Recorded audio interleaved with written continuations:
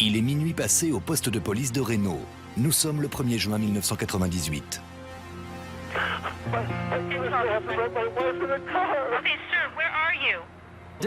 La police reçoit un coup de fil d'un homme paniqué. Il est sur un versant de montagne, mais on ne sait pas où.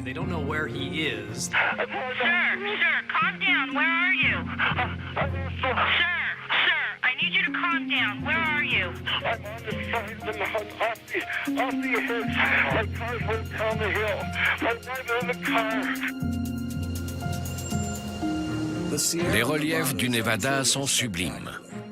Mais sur ces routes de montagne sinueuses, la moindre embardée peut vous être fatale. Et apparemment, cette portion de route, tristement célèbre, vient de faire une nouvelle victime.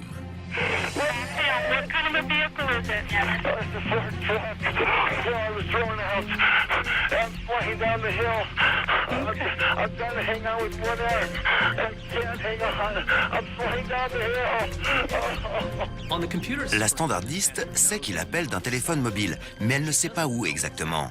Elle essaie de le localiser précisément.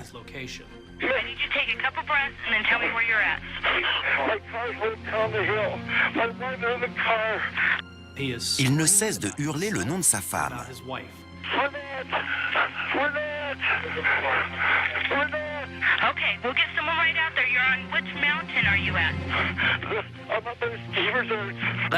Ça ne peut être qu'à un seul endroit, la station de ski du Mont Rose, à 40 km au sud-ouest de Reno.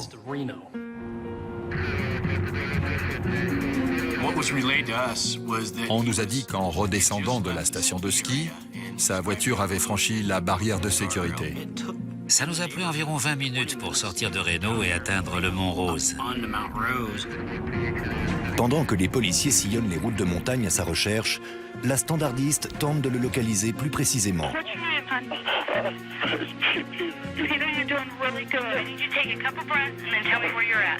On tournait en rond pendant que la standardiste essayait de lui soutirer des informations au téléphone.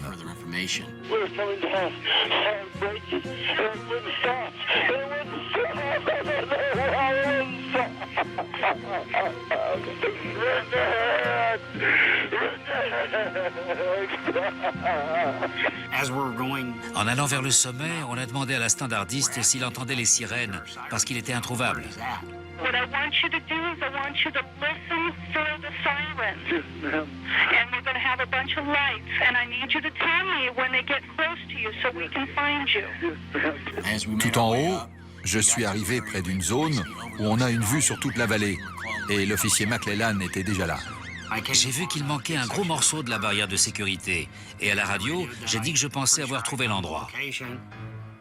They're looking at you from the road and they're going to look for you from the sky.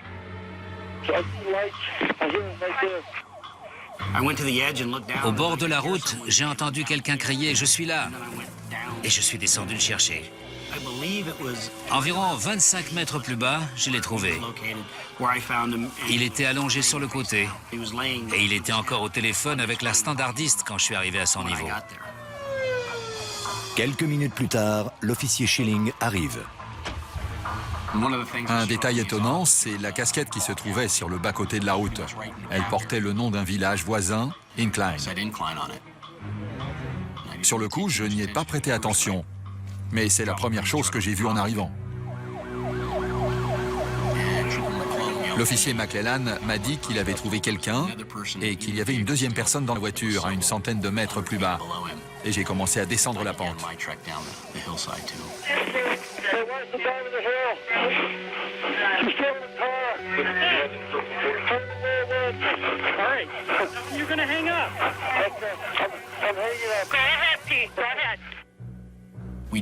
Vu la gravité de l'accident, on a tout de suite envoyé notre hélicoptère de secours.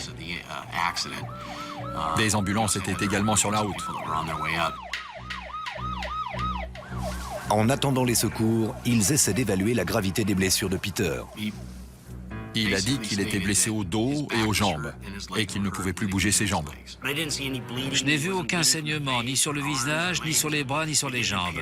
Il n'y avait aucune fracture visible aux jambes. Il y avait de la terre sur ses habits, mais c'était surtout sur l'arrière de son pantalon au niveau des fesses et des cuisses. Et il était à peine décoiffé.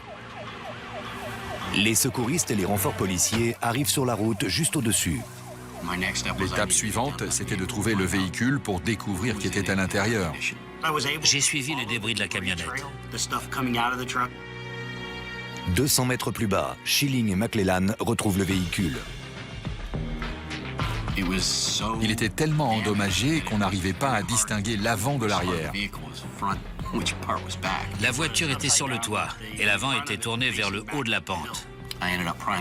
J'ai ouvert la portière et j'ai vu la passagère. Elle ne bougeait plus.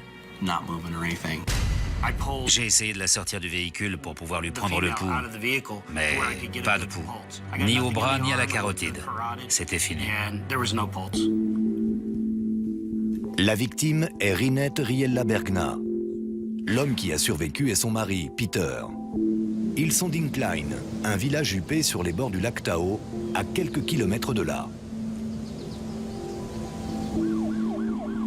L'officier Schilling est remonté pour organiser l'enlèvement du corps et l'élitroyage de la camionnette. Un hélicoptère emmène Peter Bergna vers l'hôpital le plus proche. Alors que le corps de sa femme est désincarcéré, l'enquête sur les causes de ce tragique accident peut débuter. Quelle triste fin. Coincé dans une camionnette, une chute de plus de 200 mètres en pleine nuit, un vrai cauchemar. Dès le lendemain, au lever du soleil, on tente de faire la lumière sur ce terrible accident. Et dans cette affaire, on va aller de surprise en surprise.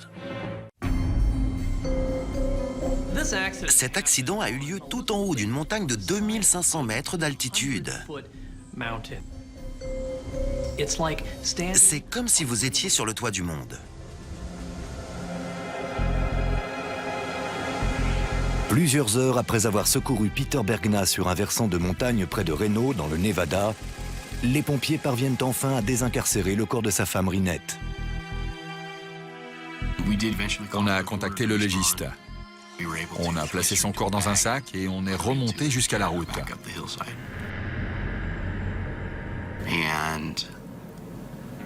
On a ensuite délimité la zone et on a fait des prélèvements et des photos pour l'enquête.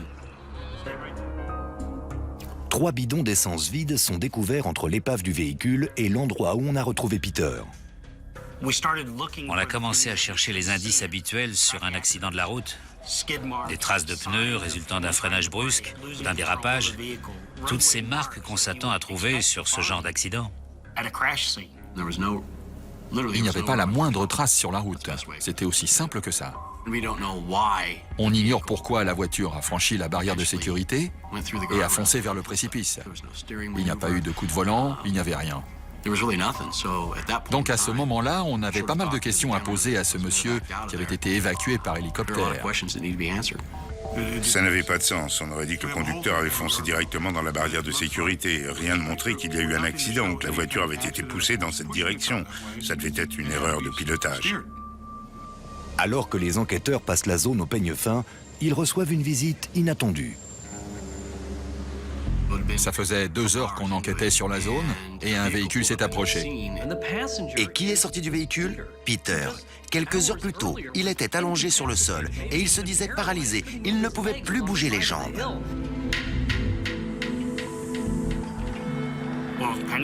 J'étais surpris de le voir là, alors qu'il m'avait dit qu'il avait les jambes cassées et qu'il était blessé au dos. Et tout à coup, il avait l'air en pleine forme. Par miracle, Peter est sorti de l'accident pratiquement indemne. Il n'avait qu'une légère fracture à la cheville. Et là, je me suis dit, il y a quelque chose de louche. Ils interrogent Bergna pour comprendre ce qui s'est passé la veille. Je lui demande pourquoi il était là-haut et pourquoi le véhicule a franchi la barrière de sécurité. Il dit que dans la descente, il a essayé de freiner, mais les freins ont lâché. À ce moment-là, l'officier Schilling a posé la question qui était sur toutes les lèvres. Je lui ai demandé pourquoi il n'avait pas mis un coup de volant dans l'autre direction. Et il s'est mis à remuer la tête et il m'a dit « C'est une bonne question ». Je lui ai demandé comment il était sorti du véhicule au moment de l'accident et il m'a dit qu'il avait été éjecté par la vitre du conducteur. Pendant que les enquêteurs cherchent de nouveaux indices, Peter reste là à surveiller leurs moindres faits et gestes. Il voulait savoir si j'avais trouvé son sac. Je lui ai demandé si c'était un sac de type banane et il m'a dit oui, vous l'avez trouvé dans la voiture. J'étais stupéfait et j'ai dit je ne crois pas qu'on l'ait retrouvé. La raison pour laquelle j'étais surpris, c'est qu'il n'a pas parlé de sa femme. Il n'a posé aucune question sur son état. Son corps était juste là, sur le bord de la route. Dans une housse mortuaire, on attendait de la confier au légiste. Il n'a montré aucune émotion, rien. On aurait dit qu'il passait dans le coin et posait des questions sur l'accident. C'était très déstabilisant. Je ne dirais pas que j'en ai tiré des conclusions, mais en tout cas, j'en ai eu la chair de poule. Je savais qu'il y aurait une enquête et un interrogatoire. Soit Peter Bergna a le mal des montagnes, soit il faut sérieusement se poser des questions. Les enquêteurs vont devoir suivre un chemin aussi tortueux et dangereux que la route qui serpente jusqu'au sommet du Mont Rose. Pendant les jours qui suivent l'accident qui a coûté la vie à Rinette Bergna, les enquêteurs interrogent à plusieurs reprises son mari Peter pour tenter de reconstituer l'accident.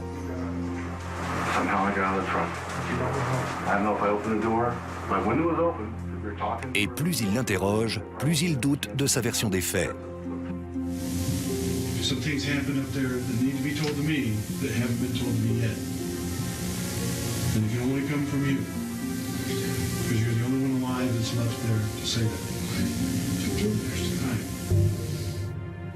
Une mort suspecte et un seul témoin.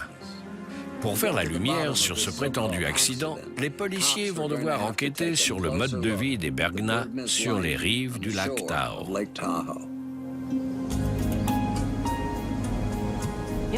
Le village d'Incline, là où vivait Peter Bergna, c'était une communauté réservée à la bourgeoisie et à la haute bourgeoisie. Des gens très riches qui pouvaient s'offrir des chalets, des belles voitures et des bateaux de luxe. Peter Bergna était expert en art pour une société de vente aux enchères. Il était plutôt doué pour son travail. Peter est le fils adoptif de Pat et Louise Bergna, un procureur reconnu aux États-Unis. Peter n'est pas né avec une cuillère en argent dans la bouche, mais quand il va goûter à l'argent, il ne pourra plus s'en passer. Peter était le genre de personne à se vanter d'avoir les meilleurs vins, les plus grands tableaux et les plus beaux meubles. Il avait beaucoup d'objets de valeur, beaucoup de meubles anciens. Il avait une grande collection d'art et une très belle cave à vin. Il achetait des bouteilles de vin à $100. Ce n'était pas pour le boire ou pour l'apprécier. Non, c'était juste pour en parler aux invités. Au moment de l'accident, Rinette et Peter sont mariés depuis 10 ans. Rinette était pharmacienne. Elle a été présidente du groupement des pharmaciens du Nevada pendant 1 an et elle aimait son travail. C'était une excellente pharmacienne. C'est la sœur que tout le monde voudrait avoir. Elle était tendre et attentionnée. Elle se souvenait toujours de votre anniversaire de mariage, de toutes ces dates importantes.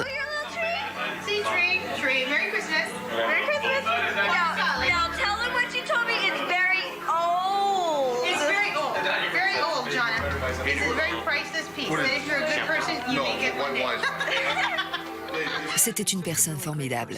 Hello, Peter. Come on, Peter. À une époque, à la fin des années 90, ils gagnaient à tous les deux plus de $200 000. Le couple aime voyager et Rinette plus particulièrement.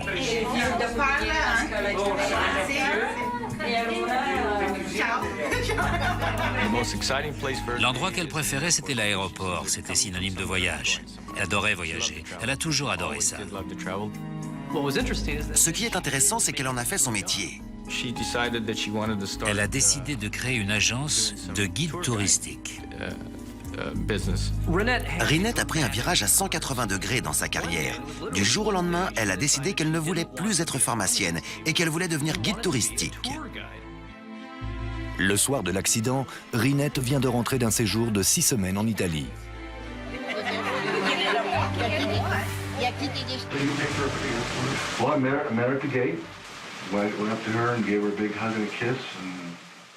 Les enquêteurs s'intéressent à la conversation qu'aurait eue le couple en rentrant de l'aéroport. La première chose qu'il raconte, c'est qu'il se sent seul parce que sa femme est constamment à l'étranger et que ses voyages le rendent malheureux.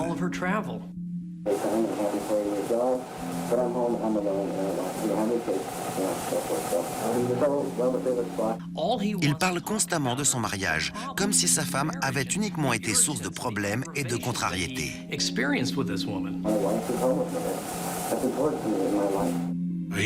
Il avait fait une liste des problèmes à régler avec sa femme. Le soir de l'accident, on retrouve dans sa poche une liste qu'il a intitulée « Accord pour améliorer notre mariage ». C'était une liste d'objectifs à atteindre, une sorte de contrat. Il y énumérait toutes ces choses qu'il voulait améliorer. Payer les factures à temps, aimer l'autre, faire l'amour plus souvent.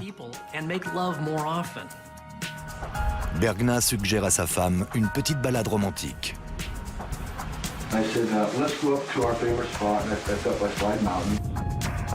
Bergna raconte à Beltron qu'ils ont pris la route sinueuse qui mène au sommet de la montagne et qu'ils se sont garés sur le parking de la station de ski. Bergna explique que le mont Slide est l'endroit idéal pour présenter sa liste à Rinette.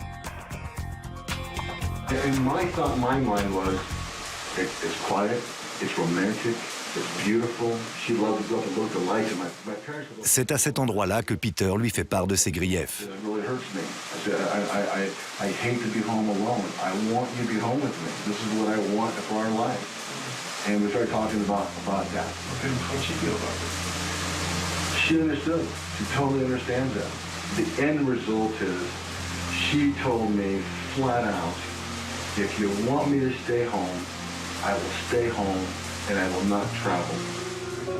Peter lui propose alors autre chose.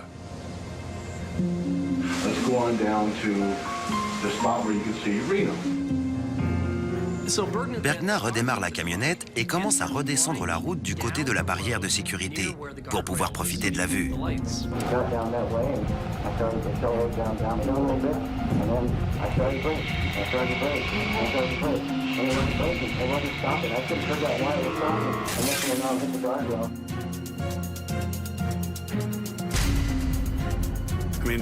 Ça n'a aucun sens.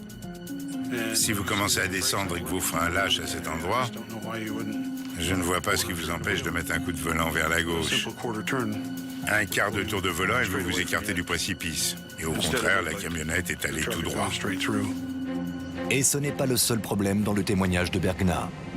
Après avoir dit aux enquêteurs que c'est un endroit où il va régulièrement avec sa femme pour profiter de la vue, il se contredit immédiatement. J'y suis déjà allé, je n'y suis jamais allé. On y va tout le temps, on n'y va jamais. Bergna raconte qu'en glissant sur la pente, il essaie de repérer la camionnette ou un incendie. Quel incendie? Pourquoi chercher un incendie?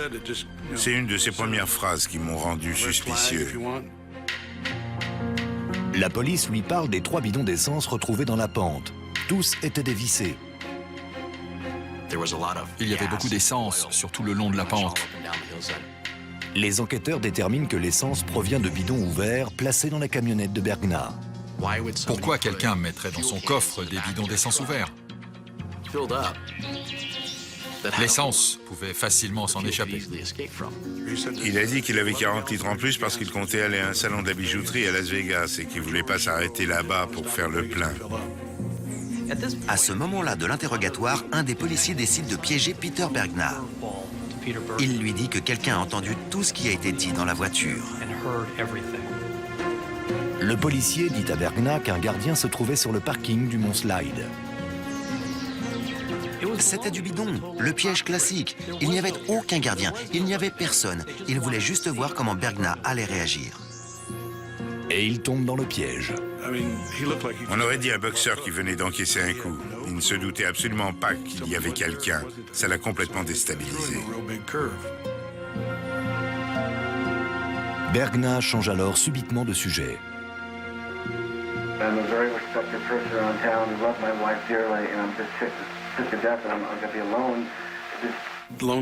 Tout seul, tout seul, tout seul. On avait l'impression qu'il pleurait. Mais ça semblait forcé. Il prétendait pleurer, on l'entendait sangloter, mais il n'y avait aucune larme. Il n'a jamais versé une larme. Rien que ça, c'était étrange. Soit le veuf a déjà pleuré toutes les larmes de son corps, soit il cache un terrible secret. De nombreux soupçons planent sur lui. Mais s'il y a quelqu'un qui sait slalomer entre les ennuis, c'est bien Peter Bergna. Plusieurs semaines après la mort de Reinette Bergna, la police se demande toujours si ce qui s'est passé sur le mont Slide était vraiment un accident.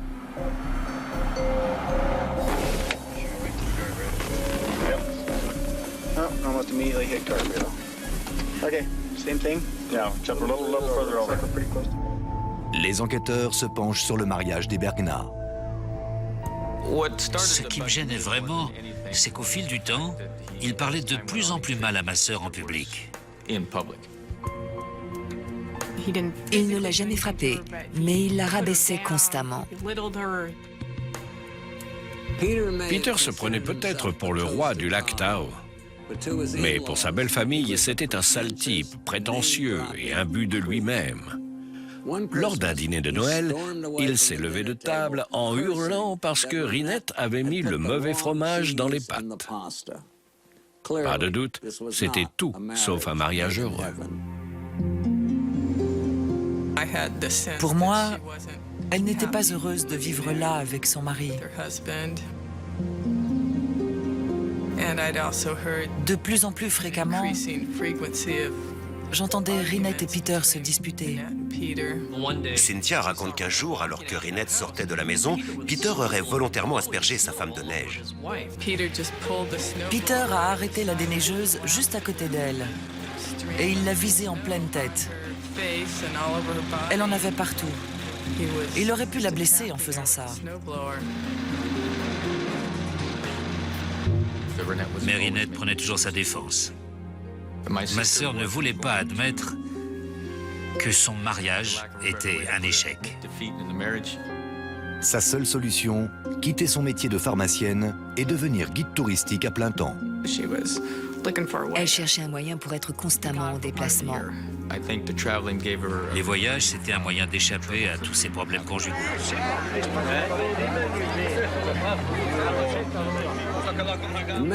Pour cette catholique dévote, le divorce est exclu et le changement de carrière reste la seule possibilité. Mais Peter, lui, ne l'entend pas de cette oreille. Peter n'a pas bien réagi au changement de carrière de Reinette. Tout d'abord, il n'aimait pas la diminution de salaire, il aimait l'argent et il voulait conserver son train de vie. Mais le problème, c'est que Reinette gagne beaucoup moins d'argent. Il voulait une maison au bord du lac. Là où il voulait vivre, c'était vraiment au bord de l'eau. Il vivait un peu plus haut sur la colline. C'était une très belle maison, mais ce n'était pas la maison la plus luxueuse. Peter a de la chance. Avec l'accident, l'assurance vie lui rapporte 250 000 $. La maison de ses rêves devient soudain à sa portée. Il y avait un bonus de 200 000 $ en cas de mort accidentelle. Donc rien qu'avec l'assurance, la mort de Reinette lui a rapporté près d'1 demi-million. Bergna touche l'argent de l'indemnisation quelques mois après la mort de Reinette. Et il ne perd pas de temps pour le dépenser. Il a acheté une voiture neuve pour sa secrétaire, je crois. Et il s'est payé une camionnette, des voyages et une collection de vins. Mais une des acquisitions de Peter est encore plus étrange. Il rachète exactement le même modèle de véhicule que celui dans lequel Reinette a perdu la vie. La fidélité à une marque est une chose, mais là, c'est plutôt osé de sa part. C'était à peine croyable. Si vous venez de perdre votre épouse dans un accident de voiture, est-ce que vous rachèteriez le même modèle? Et c'est ce qu'il a fait. Et l'indemnisation de l'assurance vie de sa femme n'est pas la seule chose que va recevoir Bergna. En plus de l'assurance, Reinette devait hériter avec ses frères 2 terrains sur la propriété familiale.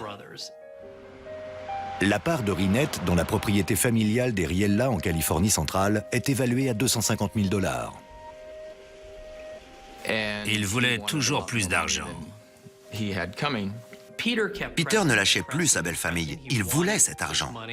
Il m'a dit qu'il serait désormais privé des revenus de ma sœur et qu'il fallait qu'on lui donne un maximum d'argent. C'est horrible d'entendre une chose pareille. Et on se retrouve avec deux possibilités. Soit on le paye, soit on le prend comme partenaire. Alors on l'a payé. C'était une vraie torture. Les frères Riella finissent par lui rédiger un chèque de 275 000 $. La famille Riella a eu l'impression que cet argent était le prix du sang de Rinette. Vous vous dites, ce type a tué ma sœur. Et il va falloir faire des affaires avec lui. Jusqu'à ma mort, je n'oublierai jamais ce moment-là. Je n'avais plus aucun doute.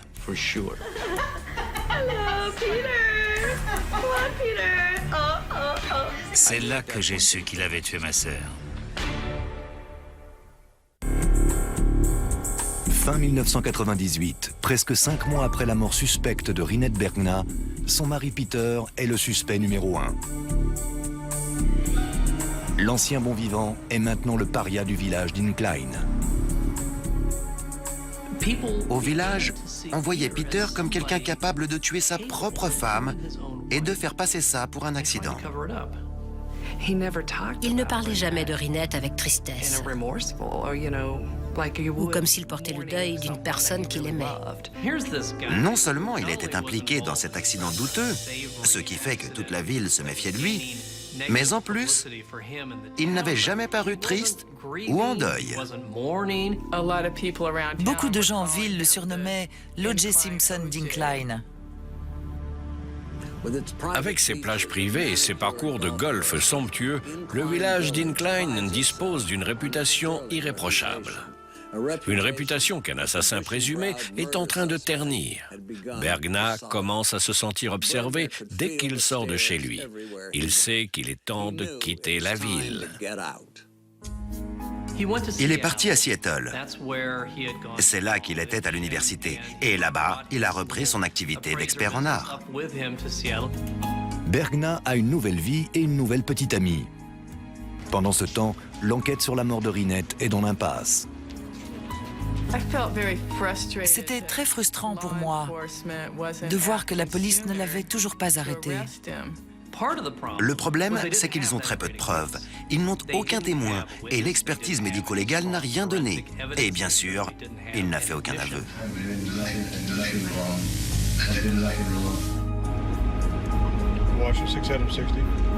Mais les enquêteurs n'abandonnent pas. On a essayé d'accumuler des preuves pour pouvoir dire il y a le Peter Bergna que les gens connaissent et il y a un autre Peter Bergna. Il visionne à nouveau ses interrogatoires et de nouvelles incohérences apparaissent.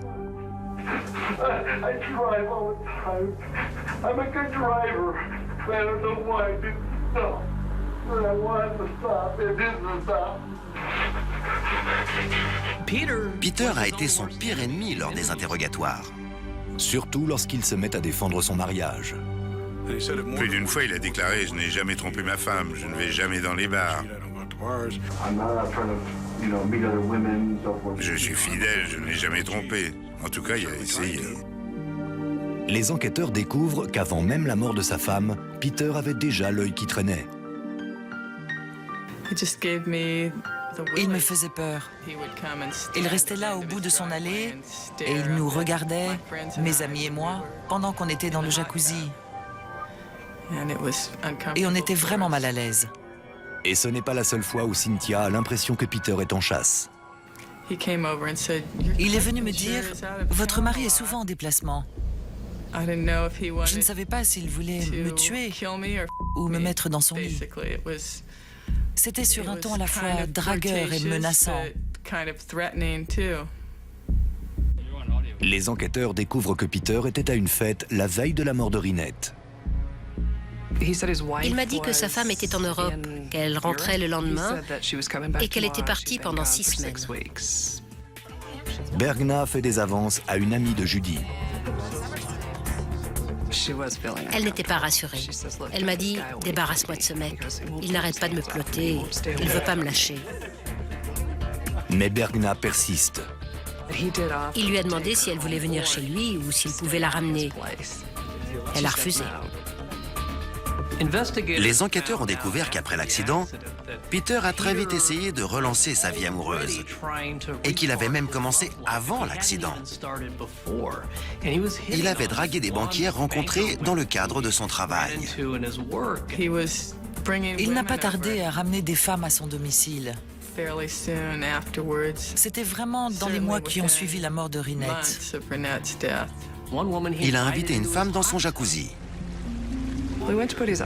Il m'a enlacée et je l'ai repoussé. Et il a recommencé et il a essayé de toucher mon sein gauche. À ce moment-là, j'ai paniqué et je lui ai dit que je devais rentrer chez moi. J'étais terrifiée. Quand il m'a enlacée, j'ai cru qu'il n'allait jamais s'arrêter. Et il avait ce regard méchant. C'était terrifiant. Merci, mon Dieu. J'ai réussi à m'échapper. Ça a éveillé les soupçons de la police, parce qu'il n'y avait rien qui ressemblait à un deuil. Il s'est mis à draguer seulement quelques semaines après l'accident. Mais être lubrique et impatient ne fait pas de vous un meurtrier. À la recherche de nouvelles pistes, les enquêteurs examinent à nouveau les preuves retrouvées sur les lieux du crime.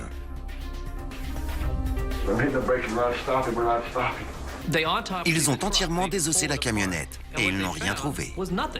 Le mécanicien n'a rien trouvé d'anormal sur le système de freinage. En reprenant le dossier de l'affaire, il s'arrête sur un indice laissé de côté. La casquette de Bergna, tombée juste à l'endroit où la camionnette a franchi la barrière de sécurité.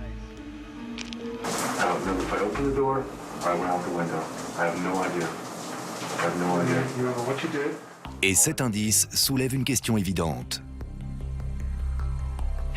Comment la casquette a-t-elle fini sur la route alors que tout le reste est tombé dans le précipice? C'est la loi de Newton. Un objet reste en mouvement, sauf si une force s'exerce sur lui. Si vous allez à 30 km/h, que vous franchissez une barrière de sécurité et que votre casquette s'envole, la casquette va aussi à 30 km/h. Cette casquette n'a pas pu s'arrêter pendant que la voiture, Peter et sa femme tombaient dans le précipice. Le procureur en a conclu que Peter avait sauté de la voiture avant qu'elle ne franchisse la barrière. Et on a ressorti les vêtements que portait M. Bergna ce soir-là. Le côté de ses tennis était déchiré. Et à cet endroit-là, il y avait un résidu noir. Et j'ai dit, c'est de l'asphalte. On dirait de l'asphalte. Les chaussures sont envoyées dans un laboratoire pour analyse. Et c'était bien de l'asphalte, le même asphalte que celui de la route en haut de la montagne. L'asphalte s'arrête à la barrière de sécurité.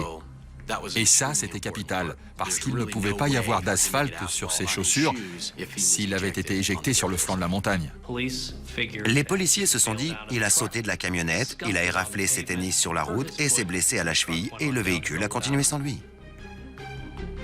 Avec cette paire de tennis, les procureurs pensent avoir assez d'indices pour coincer Peter Bergna. Ils avaient deux éléments essentiels, les déclarations de Peter, remplies d'arrogance, de propos condescendants et d'explications peu plausibles, et aussi toutes ces preuves indirectes. Avec ça, ils avaient un dossier solide. En 2000, plus de 2 ans après l'accident, les procureurs inculpent Peter Bergna du meurtre de sa femme, Reinette. Je lui ai dit, « Bonjour, monsieur Bergna, vous vous souvenez de moi ?» Il m'a dit, « Oui, je sais pourquoi vous êtes là. » Et on l'a arrêté. La version de Peter Bergna défie les lois de la physique et celles du Nevada. L'affaire semble entendue. Mais ce fils de procureur sait s'y prendre pour troubler un jury. Et il est loin de s'avouer vaincu. En mai 2002, 4 ans après l'accident, Peter Bergna doit braver l'orage dans une salle d'audience de Reno, dans le Nevada. L'accusation a accumulé les preuves contre Bergna, mais ce ne sont que des preuves imparfaites. I woke up, I looked for a fire. He looked for a fire because that was what he was hoping would happen, folks. He was hoping these open leaking gas cans would have exploded and ignited that car.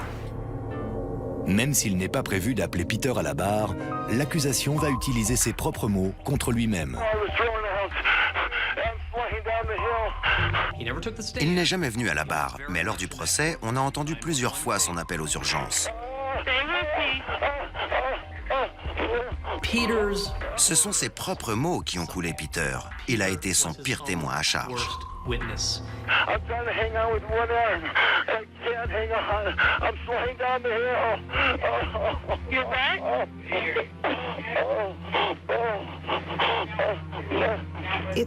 On n'y voit rien à cet endroit-là. Il n'y a pas la moindre lumière. Vous glissez sur une pente à l'aveuglette et vous allez sortir un téléphone pendant votre glissade. Imaginez l'agilité qu'il faut pour composer un numéro, même si c'est un numéro aussi simple que celui des secours, tout en dévalant la pente. Comment avait-il toujours son téléphone? Ça paraît impossible. C'était ridicule.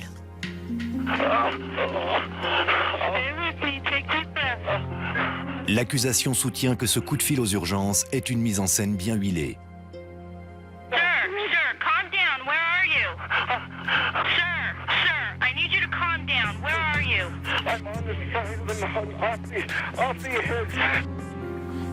Il a fait traîner les choses pour s'assurer qu'elle soit morte.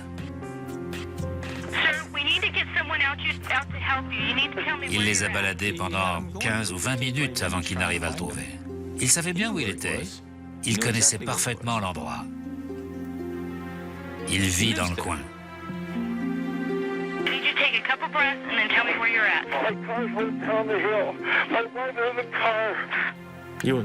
Personne n'oserait faire ça à un animal, et il a fait ça à ma sœur. C'est terrible de repenser à ça. Pour ceux qui suivent le procès, ça ne fait aucun doute. Peter Bergna est coupable. Mais avec son visage triste et son élégant costume noir, il essaie de se donner une image sympathique et bienveillante. Et il lui suffit qu'un des jurés tombe dans le panneau. À mon avis, le plus gros problème de la défense, c'est l'ampleur des moyens qui ont été mis en œuvre. Ils ont essayé de décortiquer chaque étape de cet accident de voiture. La défense dépense des milliers de dollars en reconstitution 3D. Mais pour beaucoup, tout cela n'est que poudre aux yeux. Ça n'avait aucun sens.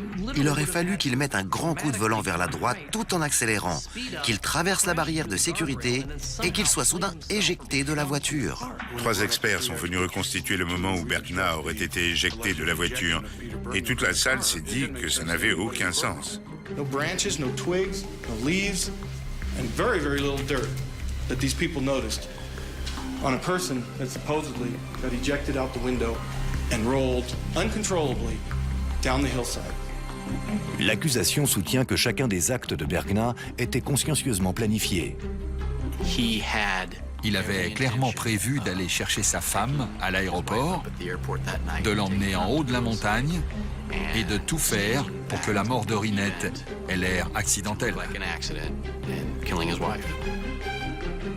Pour l'accusation, Bergna a sauté de son véhicule alors qu'il fonçait vers la barrière et que Rinette était coincée à l'intérieur.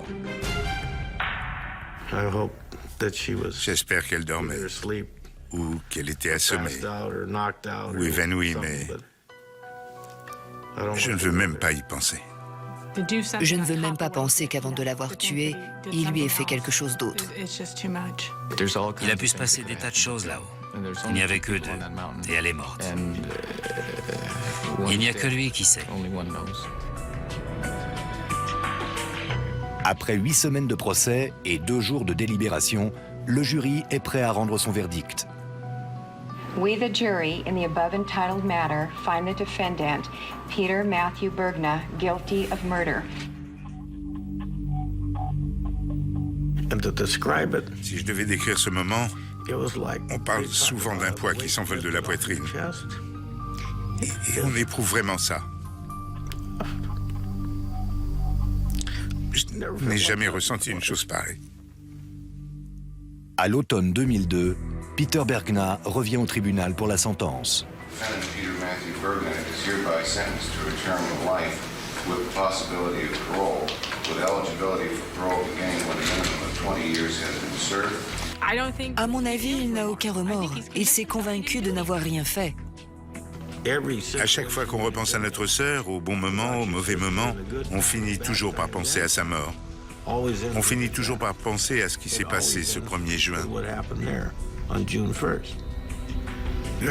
Tous les 1er juin, je vais déposer des fleurs là-bas. Je ne fais ça pour personne d'autre. Je crois qu'elle le mérite. Il voulait tout contrôler, et c'est ça qui le rendait si terrifiant. C'est ça qui l'a poussé au meurtre. Ce n'est pas l'amour, ni même la colère, mais cette volonté de contrôle. En apparence, c'était un type sympa. L'ami, le voisin qui garde vos enfants, mais en réalité, c'était un tueur sans pitié.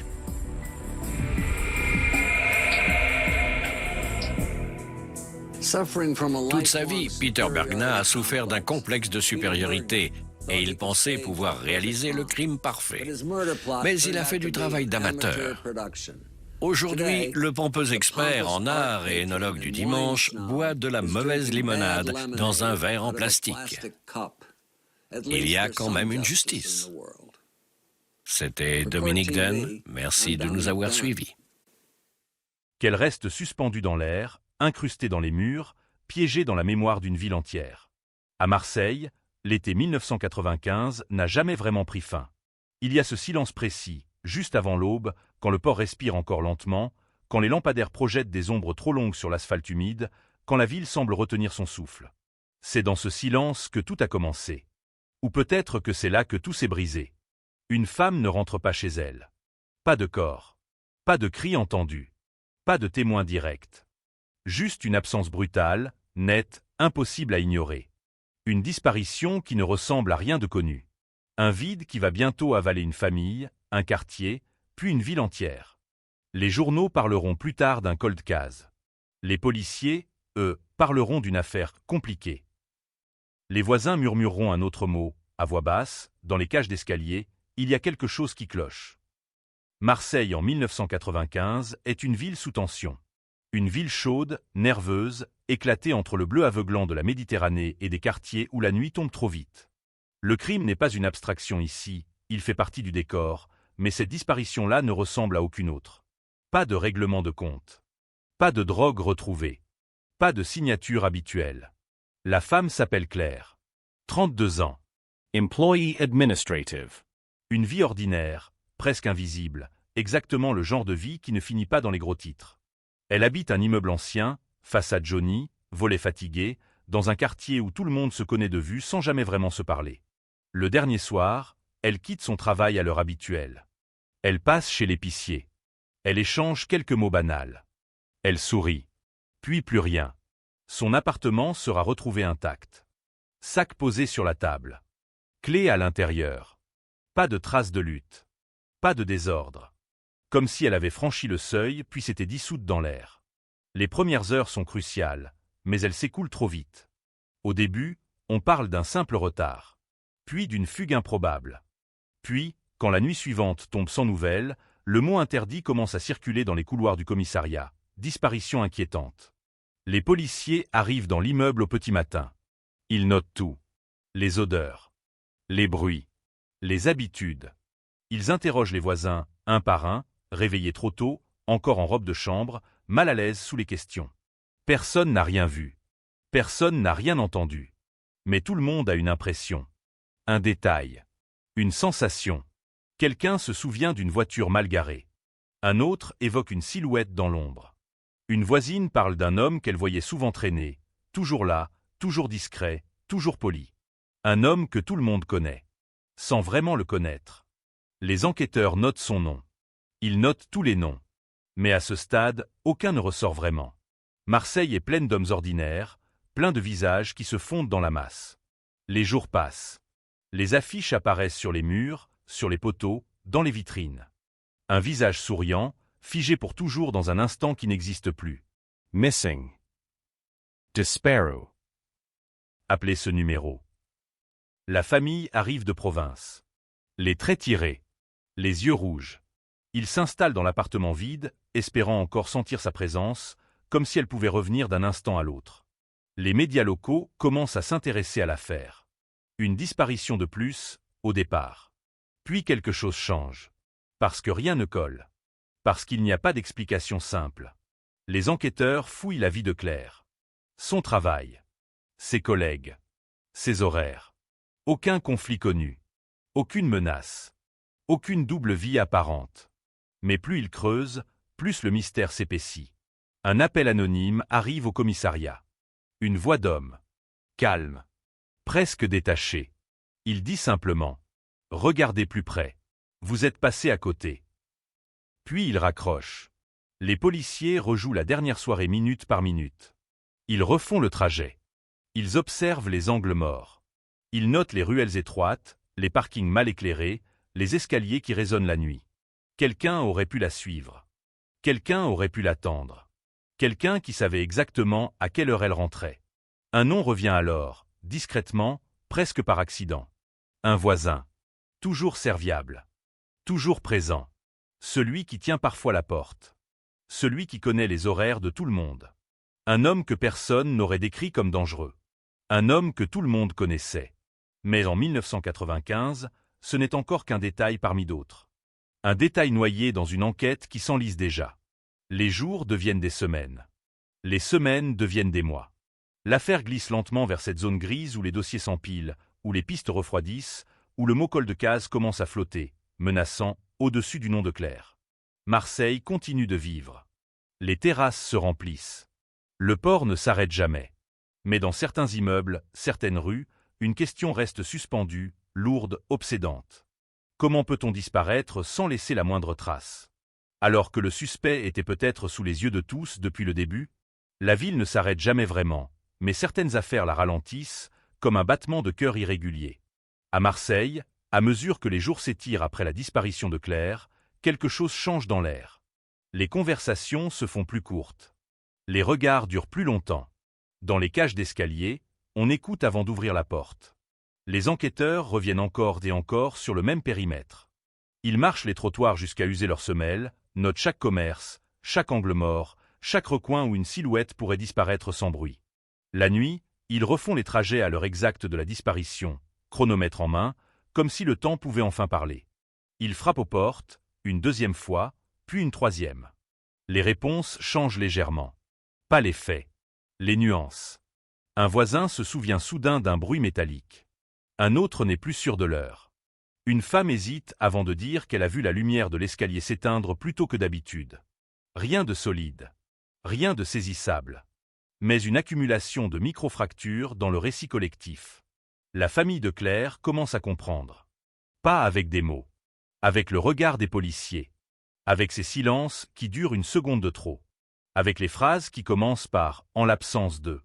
L'absence devient un personnage à part entière. Un chien renifleur est amené dans l'immeuble. Il s'arrête au seuil de l'appartement. Il descend l'escalier. Il marque une hésitation près de la sortie. Puis plus rien. La piste s'évapore sur le trottoir. Les enquêteurs se penchent alors sur l'entourage. Les collègues. Les amis. Les habitudes du quotidien. C'est souvent là que se cache la clé. Dans ce qui paraît trop banal pour être suspect. Un collègue parle d'un homme qui attendait parfois à la sortie du bureau. Un ami, je crois. Un autre se souvient d'un regard appuyé, d'une présence régulière, jamais agressive, mais persistante. Claire n'en parlait pas. Ou très peu. Comme si cela ne valait pas la peine d'être mentionné. Les policiers notent encore un nom. Le même. Celui du voisin serviable. Celui qui connaissait les horaires. Celui qui croisait tout le monde sans jamais attirer l'attention. Ils le convoquent pour un entretien de routine. Une discussion cordiale. Café tiède. Questions simples. Il répond sans hésiter. Trop calme, diront certains plus tard. Parfaitement ordinaire, diront d'autres. Il a un alibi. Il travaillait tard. Personne ne peut le confirmer formellement, mais rien ne le contredit non plus. Dans les dossiers, ce genre de zone grise est fréquent. Et souvent, elle ne mène nulle part. Les jours suivants, l'enquête s'élargit. On fouille les parkings. On ratisse les terrains vagues. On inspecte les zones portuaires, là où l'eau avale les secrets sans jamais les rendre. Un plongeur remonte à la surface, secoue la tête. Rien. Encore rien. La presse commence à parler de mystère. Puis de disparition inexpliquée. Les mots deviennent plus lourds, plus définitifs. Chaque article est une claque supplémentaire pour la famille. Les appels anonymes se multiplient. Certains sont des erreurs. D'autres sont des fantasmes. Un homme affirme l'avoir vu à des kilomètres de là. Une femme jure avoir reconnu son visage dans un bus. Aucune piste ne tient plus de quelques heures. Les enquêteurs commencent à ressentir ce malaise particulier. Celui qui s'installe quand une affaire refuse obstinément de se laisser comprendre. Quand tous les schémas habituels échouent. Quand chaque hypothèse semble plausible et impossible à la fois. Il retourne voir le voisin. Une deuxième fois. Puis une troisième. Il répond toujours. Toujours présent. Toujours poli. Il propose même son aide. Il se dit inquiet. Comme tout le monde. Mais quelque chose dérange. Pas un geste. Pas un mot. Une incohérence invisible. Un détail qui ne veut pas se fixer. Les policiers vérifient son passé. Rien de criminel. Pas de casier. Une vie discrète. Des habitudes régulières. Un homme que l'on croise sans jamais vraiment le voir. Pendant ce temps, le dossier s'épaissit. Les rapports s'empilent. Les photos jaunissent déjà. Le visage de Claire commence à devenir celui d'une affiche que l'on ne regarde plus vraiment. La famille s'accroche aux détails. Une boucle d'oreille manquante. Une habitude qu'elle n'aurait jamais abandonnée. Un trajet qu'elle n'aurait jamais modifié. Ils connaissent chaque minute de sa vie mieux que n'importe quel enquêteur. 1 an passe. Puis 2. L'enquête ralentit. Les priorités changent. Les équipes se renouvellent. Le mot cold case n'est pas encore prononcé officiellement, mais il plane, lourd, au-dessus du dossier. Un dossier que l'on consulte moins souvent. Un dossier que l'on classe différemment. Dans l'immeuble, les habitants changent. Certains déménagent. D'autres arrivent, ignorant de ce qui s'est joué entre ces murs. Mais ceux qui sont restés continuent d'éviter certains regards. Le voisin est toujours là. Même appartement. Même routine. Toujours présent dans le décor, comme un meuble que l'on ne remarque plus. Parfois, un enquêteur passe devant l'immeuble et lève les yeux. Il se demande. Sans pouvoir formuler quoi que ce soit. Juste une sensation persistante. Comme un fil qu'on aurait effleuré sans jamais tirer dessus. Les années passent. La ville change. Les façades sont repeintes. Les commerces ferment et rouvrent sous d'autres noms. Mais l'affaire Claire reste figée, prisonnière de 1995. Dans les archives, le dossier est déplacé. Etiquette. Classe. Mais jamais oublié. Parce que certains dossiers ne se ferment pas vraiment. Ils attendent. Ils attendent le bon détail. La bonne technologie. Le bon regard. Et quelque part, dans un immeuble banal, un homme continue de vivre sa vie, entouré de voisins qui le croisent chaque jour, sans savoir que le nom qu'il prononce machinalement pourrait être lié à l'un des silences les plus lourds que la ville ait jamais portés. Les années ne font pas toujours disparaître les questions. Parfois, elles les rendent plus aiguës, plus douloureuses, comme une plaie mal refermée. À mesure que le temps passe, l'affaire Claire cesse d'être une urgence pour devenir un poids. Un poids discret, mais constant, enfoui dans les archives de la police marseillaise. Le dossier change de main. Nouveaux enquêteurs. Nouveaux regards. Même absence de réponse. Chaque reprise commence de la même façon. On relit tout. Les procès-verbaux. Les auditions. Les notes griffonnées à la hâte en 1995. Les mots reviennent, froids, administratifs, presque cruels dans leur neutralité. Rien à signaler. Piste non concluante. Affaire classée sans suite. Mais certains détails refusent de mourir. Un jeune inspecteur, à la fin des années 2000, tombe sur le dossier presque par hasard. Il n'était même pas entré dans la police quand Claire a disparu. Pour lui, 1995 est déjà un autre monde. Pas de téléphones portables omniprésents. Pas de caméras à chaque coin de rue. Pas de base de données interconnectées. Il lit lentement. Il s'arrête souvent. Il fronce les sourcils. Ce qui le frappe, ce n'est pas ce qui est écrit. C'est ce qui ne l'est pas. Il remarque que certains témoins n'ont jamais été réentendus. Que certains horaires sont acceptés sans vérification solide. Que le voisin, celui dont le nom revient régulièrement en marge des rapports, n'a jamais été sérieusement mis sous pression. À l'époque, il avait l'air trop banal. Trop propre. Trop disponible. L'inspecteur demande à revoir les anciens collègues de Claire. Beaucoup ont changé de vie. Certains ont quitté Marseille. D'autres préfèrent oublier. Les souvenirs sont flous. Mais pas tous. Une ancienne collègue hésite longuement avant de parler. Puis elle lâche une phrase, presque comme un aveu. Elle avait peur, parfois, mais elle ne savait pas de quoi. Ce n'est pas grand-chose. Mais dans une enquête froide, ce genre de phrase est une étincelle. L'inspecteur retourne sur les lieux. L'immeuble a changé, mais l'escalier est le même. Il monte lentement, marche par marche, imaginant le bruit des pas, le frottement d'un sac contre la rambarde, le cliquetis des clés. Il s'arrête devant la porte de l'ancien voisin. Un autre nom y est inscrit maintenant. Mais l'homme n'a pas disparu pour autant. Il a simplement déménagé à quelques kilomètres. Toujours dans la même ville. Toujours discret. Les archives révèlent autre chose. À l'époque, plusieurs habitants du quartier avaient signalé sa présence répétée près de l'immeuble, à des heures inhabituelles. Rien de suffisant pour alerter. Juste assez pour être noté, puis oublié. Pourquoi ce détail n'a-t-il jamais été creusé? La réponse est simple et brutale. Faute de preuves. Sans corps. Sans scène de crime évidente. Sans témoin direct. L'enquête tournait en rond. Les années 90 n'étaient pas tendres avec les disparitions silencieuses. Sans violence visible, sans traces sanglantes, le doute profitait toujours à l'apparence d'innocence. Mais l'inspecteur ne peut s'empêcher de ressentir un malaise persistant. Il relit les auditions du voisin. Les phrases sont trop lisses. Les réponses trop calibrées. Comme apprises à l'avance. Il vérifie son emploi du temps de l'époque. Des zones d'ombre apparaissent. Des plages horaires sans témoin réel. Des trajets impossibles à confirmer. Rien d'illégal. Rien de condamnable. Mais assez pour éveiller une intuition. Pendant ce temps, la famille de Claire vit avec une absence devenue chronique. Les parents vieillissent. La colère s'émousse, remplacée par une fatigue profonde. Mais ils refusent d'abandonner. Chaque année, à la même date, ils écrivent. Ils appellent. Ils rappellent que Claire a existé. Qu'elle n'est pas qu'un numéro de dossier. Les médias ressortent parfois l'affaire, brièvement. Un article. Un encadré. 20 ans après, une disparition toujours inexpliquée. Puis le silence reprend. Mais dans l'ombre, quelque chose évolue. La technologie avance. Les méthodes changent. Ce qui était invisible hier commence à devenir exploitable. L'inspecteur sait qu'il n'a pas assez pour relancer officiellement l'enquête. Pas encore. Mais il classe autrement.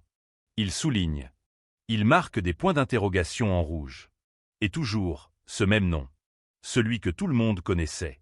Celui qui n'a jamais quitté la périphérie du dossier.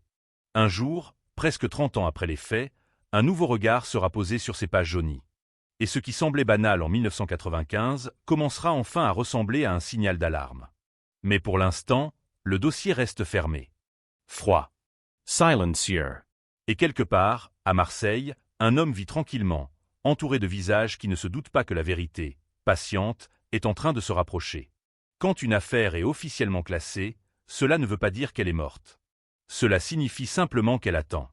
Elle attend dans des cartons gris, empilés dans des sous-sols humides, entourés de milliers d'autres histoires inachevées. L'affaire Claire y passe des années, silencieuse, jusqu'à ce que le monde autour d'elle change suffisamment pour la rendre à nouveau lisible. Au début des années 2010, la police française commence à revoir certains dossiers anciens. Pas par nostalgie. Par nécessité.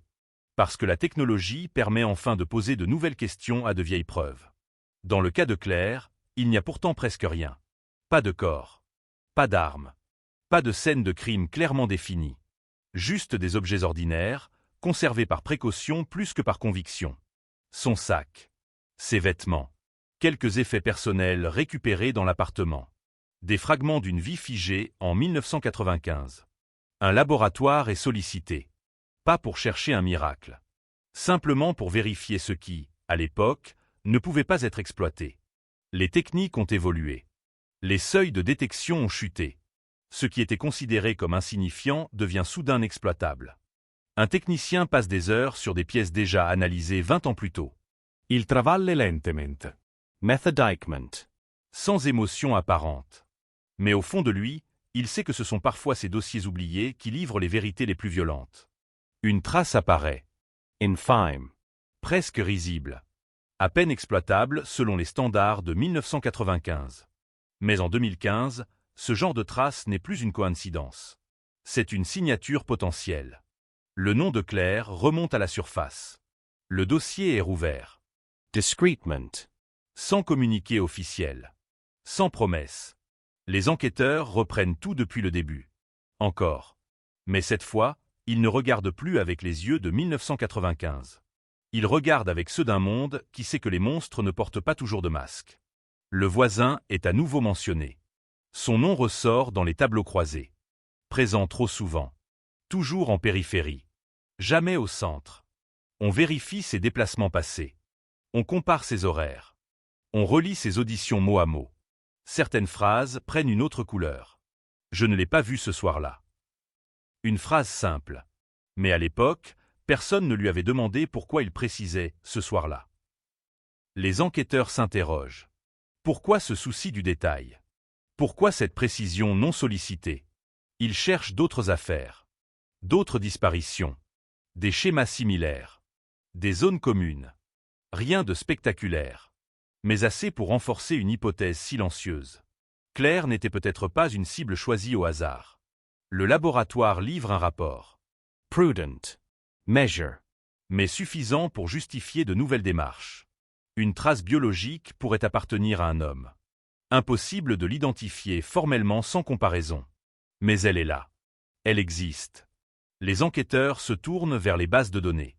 À l'époque, le voisin n'y figurait pas. Pas de condamnation. Pas d'obligation de prélèvement. Alors ils attendent.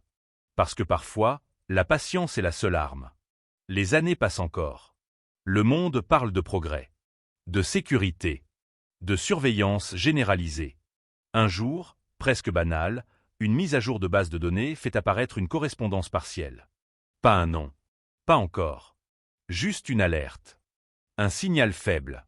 Les enquêteurs comprennent qu'ils tiennent enfin quelque chose de tangible. Quelque chose qui n'existait pas en 1995. Ils réexaminent le voisin. Son parcours. Ses relations.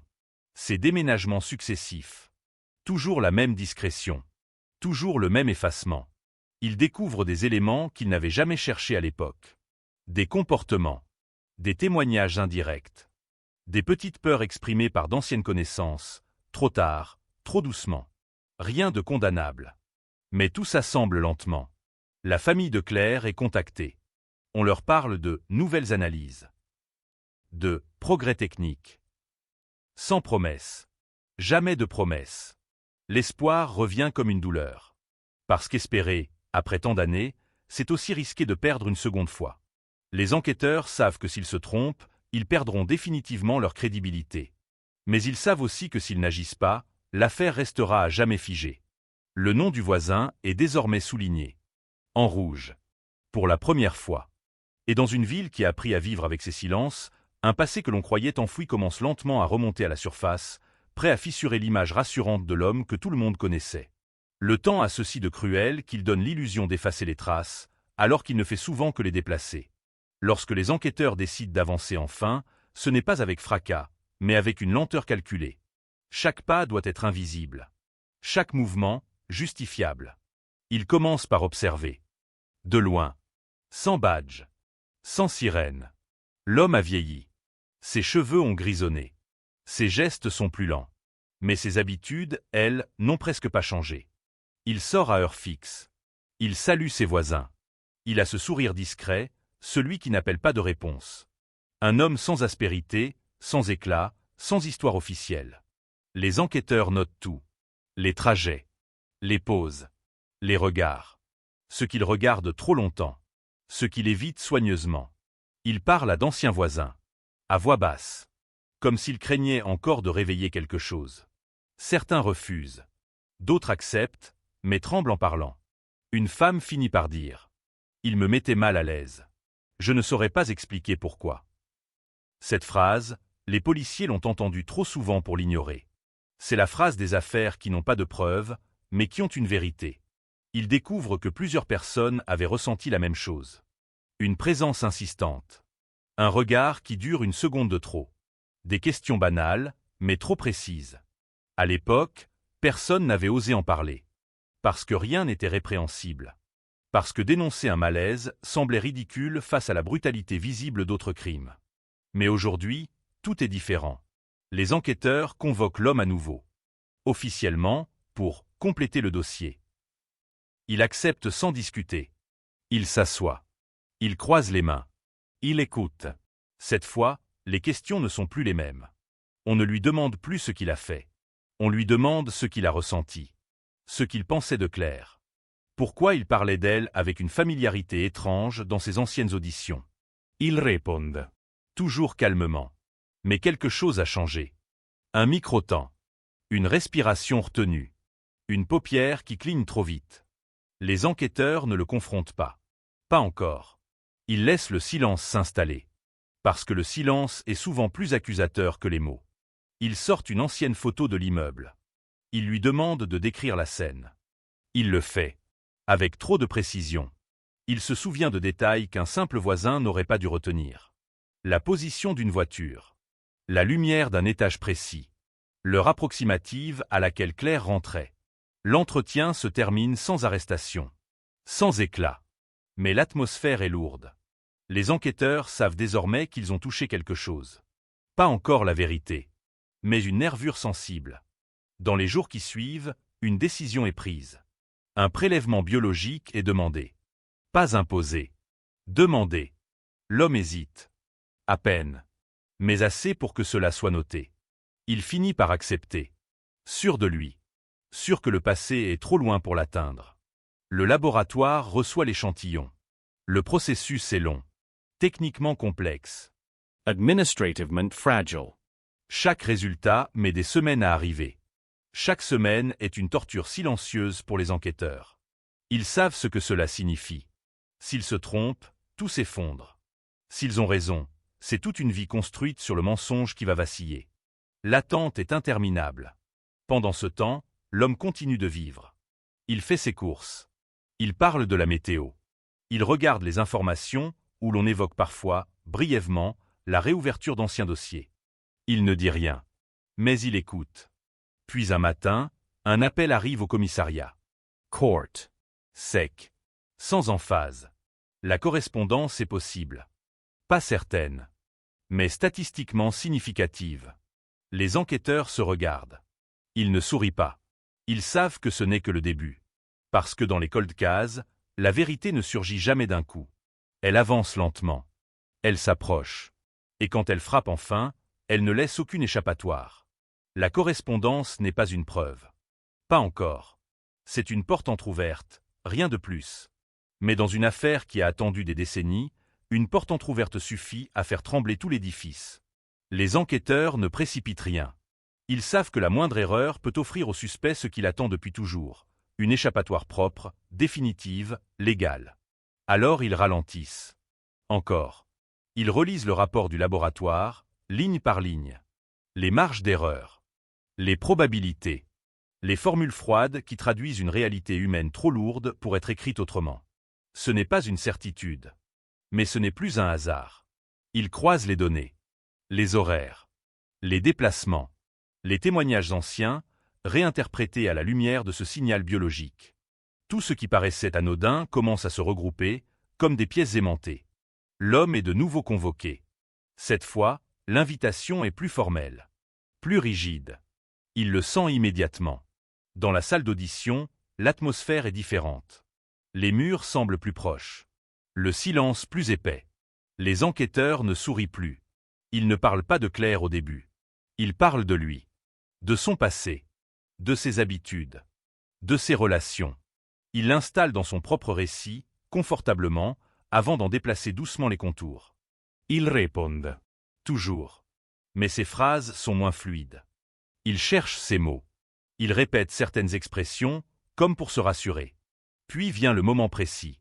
Celui que les enquêteurs préparent depuis des semaines. Ils évoquent les nouvelles analyses. Sans donner de chiffres. Sans brandir de documents. Juste assez pour que le message passe. Un détail change dans son regard. Infime. Mais irréversible. Il niait. Bien sûr. Il niait calmement. Posement. Comme quelqu'un qui a répété ce geste toute sa vie. Les enquêteurs ne le contredisent pas. Ils savent que ce n'est pas encore le moment. Ils le laissent repartir. À partir de ce jour-là, il est suivi. Discreetment. Legalement. Chaque mouvement est observé. Chaque appel noté. Chaque détour analysé. Il devient plus nerveux. Pas assez pour alerter ses proches. Juste assez pour trahir une inquiétude ancienne qui remonte à la surface. Il change légèrement ses habitudes. Il sort à des heures différentes. Il regarde derrière lui. Il évite certains lieux. Pendant ce temps, le laboratoire affine. Les comparaisons se multiplient. Les statistiques se resserrent. Ce qui était possible devient hautement probable. Les enquêteurs consultent le parquet. Les mots sont pesés.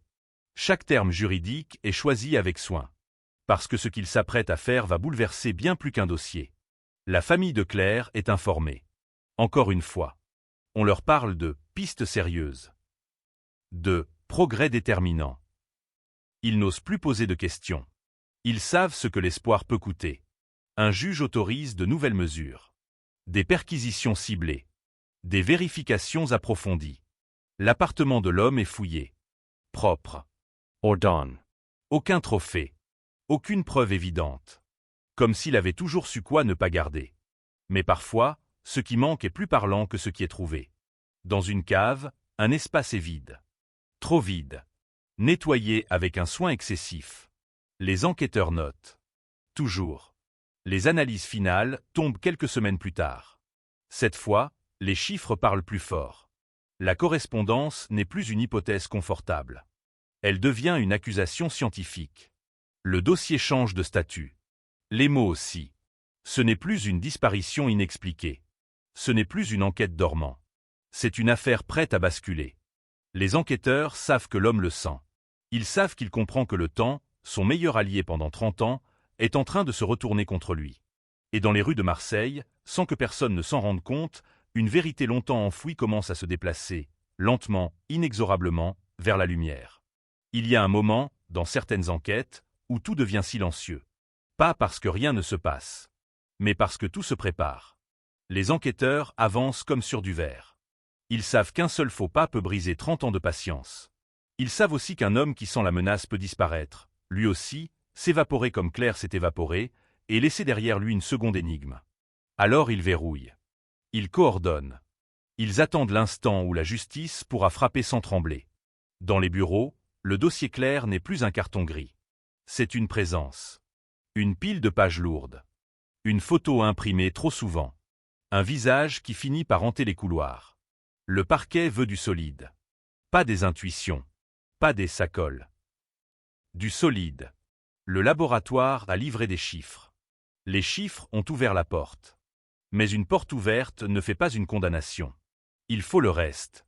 Il faut la mécanique. Les enquêteurs reprennent les auditions anciennes une dernière fois, comme on réécoute une bande audio en cherchant une respiration différente, un grésillement, une micro-faille dans le mensonge. Ils repèrent ce qui, à l'époque, semblait banal. Un mot répété. Une phrase trop parfaite. Une précision non demandée. Ils interrogent des voisins d'hier, des proches d'hier, des collègues d'hier. Ils cherchent des souvenirs enterrés. Des détails que l'on n'a pas osé dire. Des indices que personne ne voulait regarder en face. Et puis, ça arrive. Toujours de la même manière. Par une confession minuscule. Un ancien habitant de l'immeuble, aujourd'hui âgé, accepte enfin de parler. Il le fait comme on dépose un fardeau. Il dit qu'à l'époque, il avait vu l'homme, le voisin serviable, près de l'entrée, à une heure qui ne correspondait pas à son alibi. Il n'en avait jamais parlé. Parce qu'il avait peur de se tromper. Parce qu'il ne voulait pas accuser sans preuve. Parce que Marseille, en 1995, apprenait aux gens à se taire. Ce témoignage n'est pas parfait. Il est tardif. Fragile. Mais il existe. Et surtout, il donne quelque chose que les chiffres seuls ne donnent pas, une scène possible. Les enquêteurs demandent une confrontation indirecte. Ils ne mettent pas l'homme face à face avec ce témoin. Ils testent. Ils vérifient. Ils cherchent si l'histoire tient. Le suspect est convoqué encore une fois.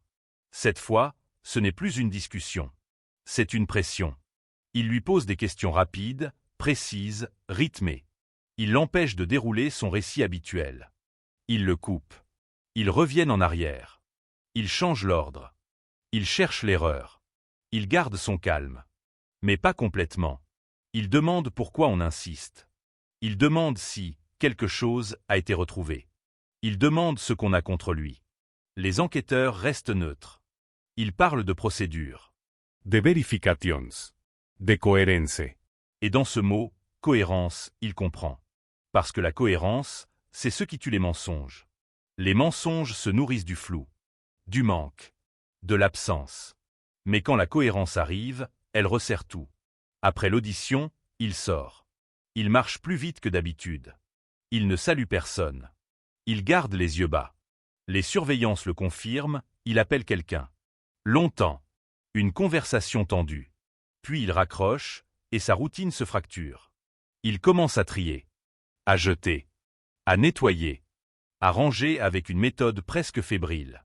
Les enquêteurs voient cela et se regardent. Ce sont des gestes qui ne prouvent rien. Mais ce sont des gestes qui parlent. Un matin, il quitte la ville pour quelques heures. Un trajet inutile. Une boucle. Un détour. Ils le suivent. Toujours à distance. Toujours légalement.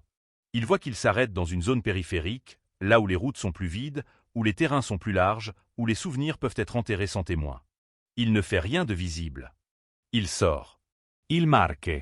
Il reste immobile quelques minutes. Puis il repart. Mais pour les enquêteurs, ce simple arrêt est un coup de tonnerre. Parce que c'est la première fois qu'il quitte sa routine sous surveillance. La première fois qu'il semble aller, quelque part, pour une raison que personne ne comprend. Il demande une autorisation supplémentaire. Une recherche ciblée. Un passage au peigne fin de certaines zones. Ils savent qu'ils jouent gros. Et la justice finit par dire oui. Les jours suivants deviennent une course contre une montre invisible. Les équipes se relaient. Des zones sont inspectées. Des sols sont analysés. Des archives topographiques sont consultées. On compare les plans de 1995 et ceux d'aujourd'hui. On cherche ce qui a changé.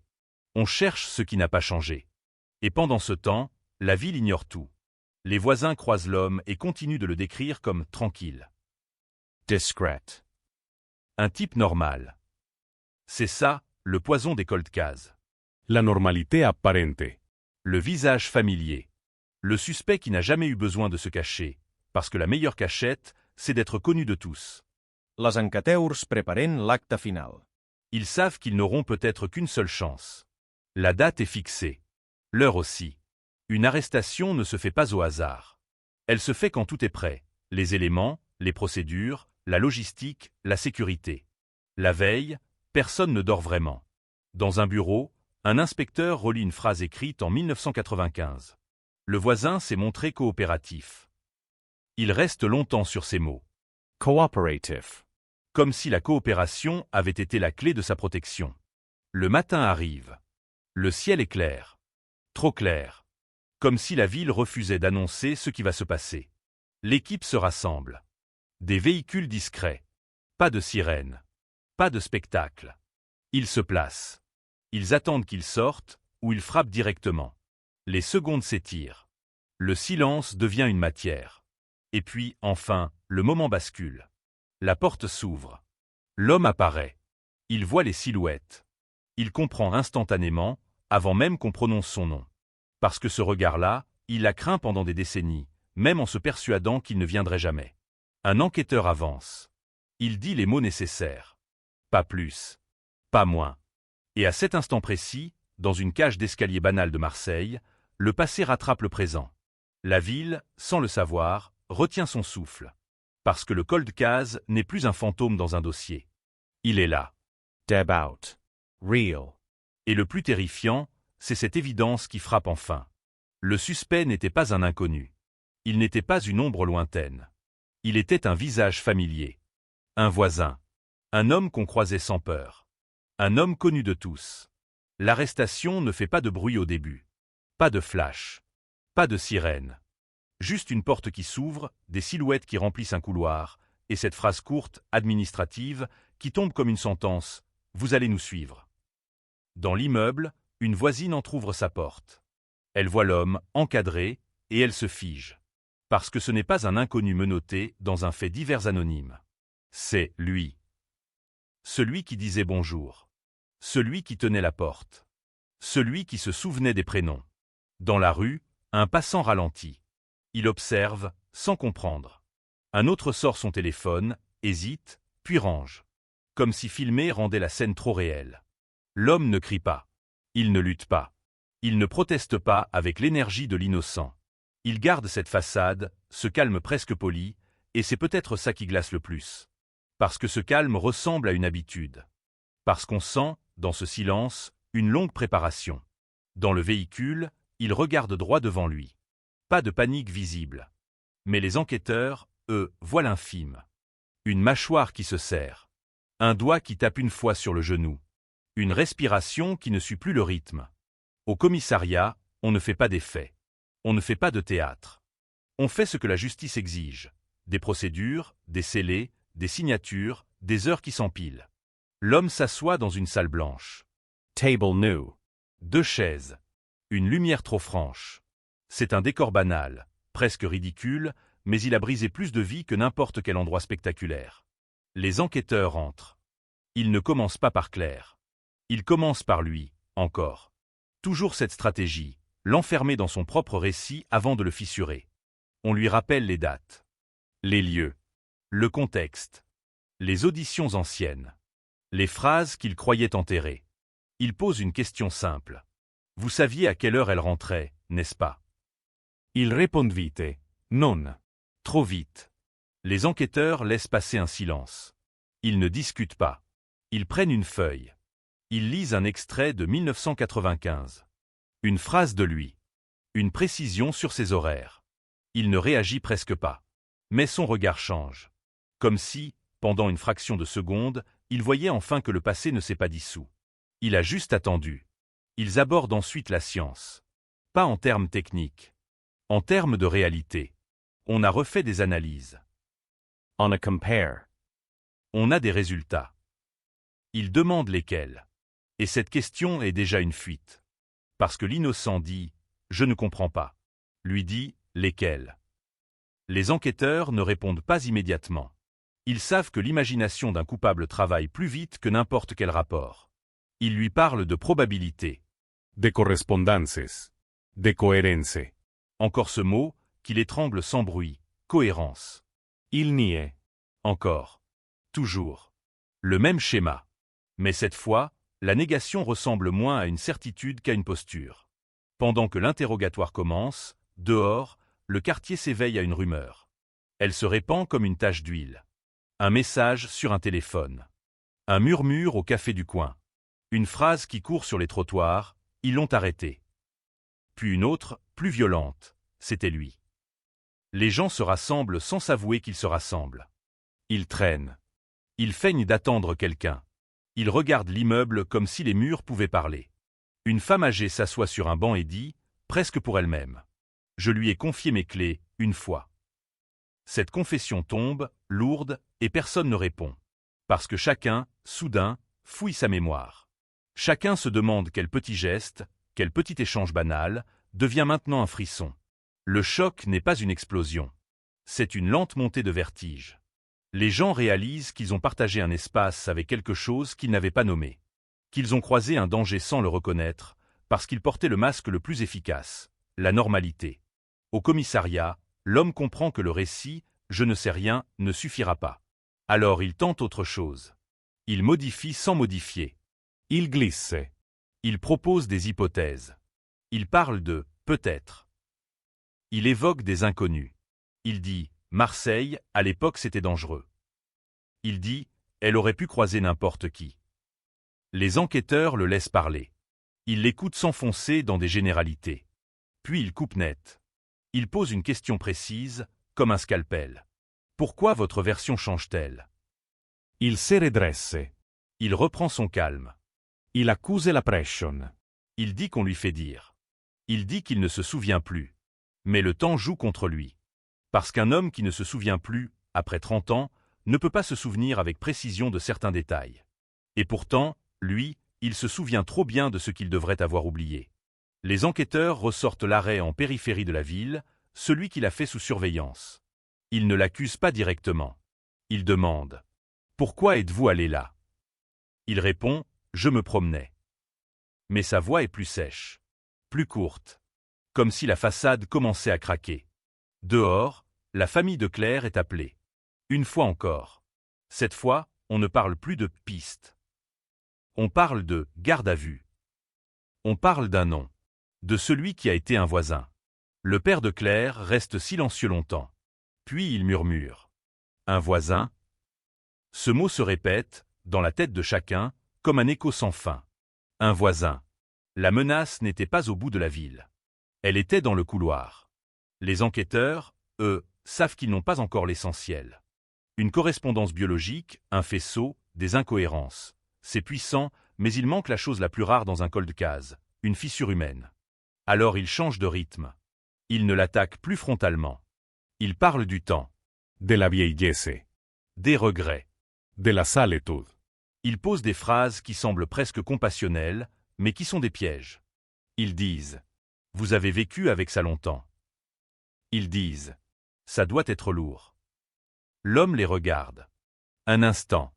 Et dans cet instant, quelque chose traverse son visage. Pas une confession. Pas un aveu. Mais une émotion brute, fulgurante, qu'il n'avait pas prévue. Un des enquêteurs le voit. Il n'en parle pas. Il n'appuie pas encore. Il note mentalement, il y a un point sensible. La garde à vue s'étire. Heure après heure. La fatigue fait son travail. La façade devient plus difficile à maintenir. L'homme commence à s'irriter. Il parle plus vite. Il coupe les questions. Il s'agace des détails. Et chaque agacement révèle ce qu'il voulait cacher. Il suit, il comprend, il calcule. À un moment, il lâche une phrase, à peine audible. « Vous n'avez rien ». Les enquêteurs se penchent légèrement. Ils demandent « Pourquoi dites-vous ça ?» Il se reprend. Il tente de sourire. Il dit « Parce que c'est vrai ». Mais ses mains, sous la table, se crispent. Et là, dans ce geste minuscule, se trouve tout le basculement. Parce que ce n'est plus l'homme tranquille du quartier. Ce n'est plus le voisin serviable. C'est quelqu'un qui lutte pour garder un contrôle qu'il sent glisser. Dehors, Marseille commence à comprendre que l'affaire Claire n'était pas seulement une disparition. C'était une fracture dans la confiance. Et cette fracture s'ouvre maintenant, lentement, comme une plaie qu'on croyait cicatrisée. Au commissariat, les enquêteurs échangent un regard. Ils savent que le récit qu'il s'est construit depuis 30 ans est en train de vaciller. Ils savent qu'ils approchent du moment où le mensonge se met à faire du bruit. Et dans l'air de cette salle blanche, sous cette lumière trop franche, une vérité longtemps muette commence enfin à respirer. La nuit tombe sur Marseille comme un rideau lourd, et pourtant personne ne dort vraiment. Pas dans le quartier. Pas dans les bureaux de la police. Pas dans la famille de Claire, qui attend, téléphone posé à côté d'un silence trop vaste. Et pas dans la tête de l'homme, assis dans une salle blanche, où chaque minute ressemble à une corde qui se resserre. Il a tenu longtemps. Il a tenu avec ce calme fabriqué, cette normalité trop parfaite. Mais la fatigue ne respecte pas les masques. Elle les ronge. Elle les fissure. Elle oblige les vérités à remonter à la surface sous forme d'erreurs minuscules. Les enquêteurs ne cherchent pas l'explosion. Ils cherchent le dérapage. La contradiction. Le point où le récit se mord lui-même. Ils reprennent une question simple, posée 20 fois déjà, mais cette fois dans un autre ordre, un autre rythme, comme un battement plus rapide. À quelle heure êtes-vous rentré, exactement? Ils répondent. Même heure que d'habitude. Même phrase. Même structure. Alors un enquêteur sort un document. Rien de spectaculaire. Une note de l'époque. Une déclaration ancienne. Une phrase qui n'avait pas été exploitée. Ils lisent. Mot pour mot. Et ce mot, là, qui change tout. Une petite précision qu'il avait donnée sans qu'on la lui demande. Une précision sur un passage dans l'escalier. Sur une lumière. Sur une porte. Il ne l'accuse pas. Il demande simplement. Pourquoi vous souveniez-vous de ça? Il hésitait. C'est bref. Mais c'est une hésitation. Et pour eux, c'est un bruit énorme. Il tente de rire. Un rire sec, sans joie. Il dit « J'ai bonne mémoire ». Les enquêteurs ne sourient pas. Ils attendent. Parce que quand un homme ment, il déteste le silence plus que la question. Le silence dure. Et dans ce silence, il commence à parler trop. Il explique. Il justifiait. Il ajoute des détails pour combler le vide. Et chaque détail supplémentaire est un risque. Il passe ensuite à la zone périphérique, l'arrêt qu'il a fait sous surveillance. Ils ne lui disent pas qu'ils l'ont suivi. Ils lui parlent comme si c'était une simple vérification. Un test. Vous êtes allé là-bas récemment. Il se redresse immédiatement. Le micro-sursaut. La défense instantanée. Non. Le mot sort trop vite. Puis il se reprend. Enfin, je ne sais plus, peut-être j'ai pu passer. Les enquêteurs se regardent sans bouger. Ils laissent cette incohérence flotter dans l'air, comme une fumée. Ils posent alors une autre question, encore plus simple. Pourquoi nier si vous n'êtes pas sûr? Il avale sa salive. Il serre les lèvres. Il fixe la table. Ce n'est pas un aveu. Mais c'est un effondrement intérieur qu'on devine à travers la peau. À ce moment-là, un téléphone vibre dans le couloir. Un laboratoire. Un technicien. Un message court. Un résultat. Pas une fin, mais une poussée brutale. Les enquêteurs reviennent dans la salle. Leur posture a changé. Ils ne jouent plus sur le flou. Ils viennent avec quelque chose qui a du poids. Ils posent un dossier devant lui. Ils l'ouvrent lentement. Ils ne montrent pas tout. Ils montrent juste assez. On a une correspondance. Il blame it. Pas de façon théâtrale. De façon humaine. Comme si son corps avait compris avant sa tête. Il demande « correspondance de quoi ?» Et voilà la fissure. Parce qu'il sait exactement de quoi il pourrait s'agir. Il veut mesurer l'étendue du danger. Les enquêteurs répondent calmement. On sait que vous avez été en contact avec des objets liés à la disparition. Il répète « contact ». Comme si le mot était insultant. Comme si le mot était impossible. Ils n'entrent pas dans les détails. Ils n'ont pas besoin. Ils voient déjà le mécanisme se dérégler. Il change de stratégie, encore. Il se met en colère. Il accuse. Il dit qu'on le cible. Qu'on a besoin d'un coupable. Qu'on veut fermer un dossier. Et dans cette colère, il commet l'erreur classique, il personnalise l'enquête. Il parle comme si tout tournait autour de lui. Comme si la police n'avait fait que le poursuivre, lui, pendant 30 ans. Un enquêteur le regarde droit dans les yeux et lâche une phrase simple. Vous étiez là dès le premier jour. L'homme ricane. Un bruit bref. Puis il se fige. Parce qu'il vient de comprendre que la phrase n'est pas une accusation, c'est une réalité. Il a toujours été là. Et désormais, ce toujours devient un piège. Dehors, la rumeur s'est transformée en certitude. Les médias locaux commencent à s'agiter. Des appels. Des demandes de confirmation. Des titres prêts à tomber. Dans un café du quartier, un écran diffuse un bandeau d'informations. Une arrestation dans une disparition de 1995. Les clients se taisent. Ils se regardent. Ils comprennent avant même que le nom soit prononcé. Parce qu'ils savent déjà qui. Ils le savent par la rumeur, par le bruit des escaliers, par le voisinage qui murmure. C'est lui. Et dans cette prise de conscience, il y a un froid particulier. Un froid qui traverse le corps. Parce que si c'est lui, alors la menace n'était pas un monstre venu d'ailleurs. C'était un homme du quotidien. Au commissariat, l'interrogatoire s'accélère. Les enquêteurs jouent sur la chronologie. Sur les minutes. Sur les contradictions. Vous dites ne jamais l'avoir croisé ce soir-là. Pourtant vous décrivez sa routine. Vous dites ne pas être sorti. Pourtant un témoin vous situe près de l'entrée. Vous dites ne pas connaître ses horaires. Pourtant vous les donnez. L'homme se défend. Il tente de recoller le récit. Mais plus il parle, plus il se contredit. La fatigue le trahit. L'irritation le trahit. Et surtout, ce besoin de contrôle qui le trahit. Il finit par lâcher une phrase, sans s'en rendre compte, comme un réflexe. Vous ne pouvez pas prouver ce qui s'est passé. Les enquêteurs se figent une demi-seconde. Ils ne bondissent pas. Ils ne crient pas à voilà. Ils restent calmes. Mais cette phrase a un goût particulier. Parce qu'elle n'est pas « je n'ai rien fait ». Elle est « vous ne pouvez pas prouver ». Un enquêteur se penche légèrement, voix basse. Pourquoi parler de ce qui s'est passé? L'homme réalise trop tard. Il tente de revenir en arrière. Il dit qu'il parlait en général. Qu'il parlait de l'enquête. Mais sa voix n'a plus la même assurance. Et pendant qu'il se débat dans ses propres mots, une autre pièce arrive, venant d'un autre endroit, d'un autre temps. Un témoignage oublié, une note retrouvée dans un vieux classeur, une mention d'un comportement étrange rapporté à demi-mot, jamais pris au sérieux. Les enquêteurs l'introduisent doucement. Comme une lame dans une fissure. À l'époque, quelqu'un a parlé d'un sac. Quelqu'un a parlé d'un bruit. Quelqu'un a parlé d'une odeur de produits nettoyants dans la cave. L'homme serre les poings. Ses yeux s'agrandissent, juste un instant. Puis ils se referment. Le commissariat devient un centre de gravité. Tout converge. Les preuves scientifiques. Les incohérences. Les souvenirs retrouvés. Les intuitions anciennes qui prennent enfin une forme. Mais il manque encore une chose. Le point qui transforme un faisceau en vérité indiscutable. Le point qui fait tomber la dernière protection. Alors les enquêteurs prennent un risque contrôlé. Ils posent sur la table un plan. Un plan de la zone périphérique. L'endroit où il s'est arrêté. Ils ne disent rien.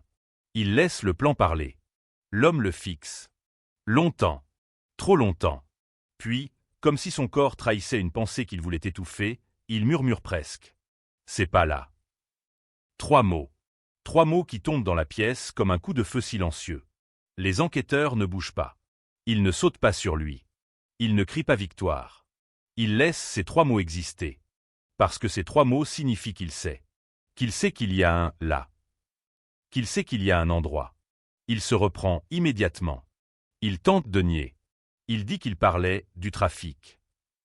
Qu'il parlait de la route. Mais c'est trop tard. Un enquêteur, très doucement, demande. Alors où? La question reste suspendue.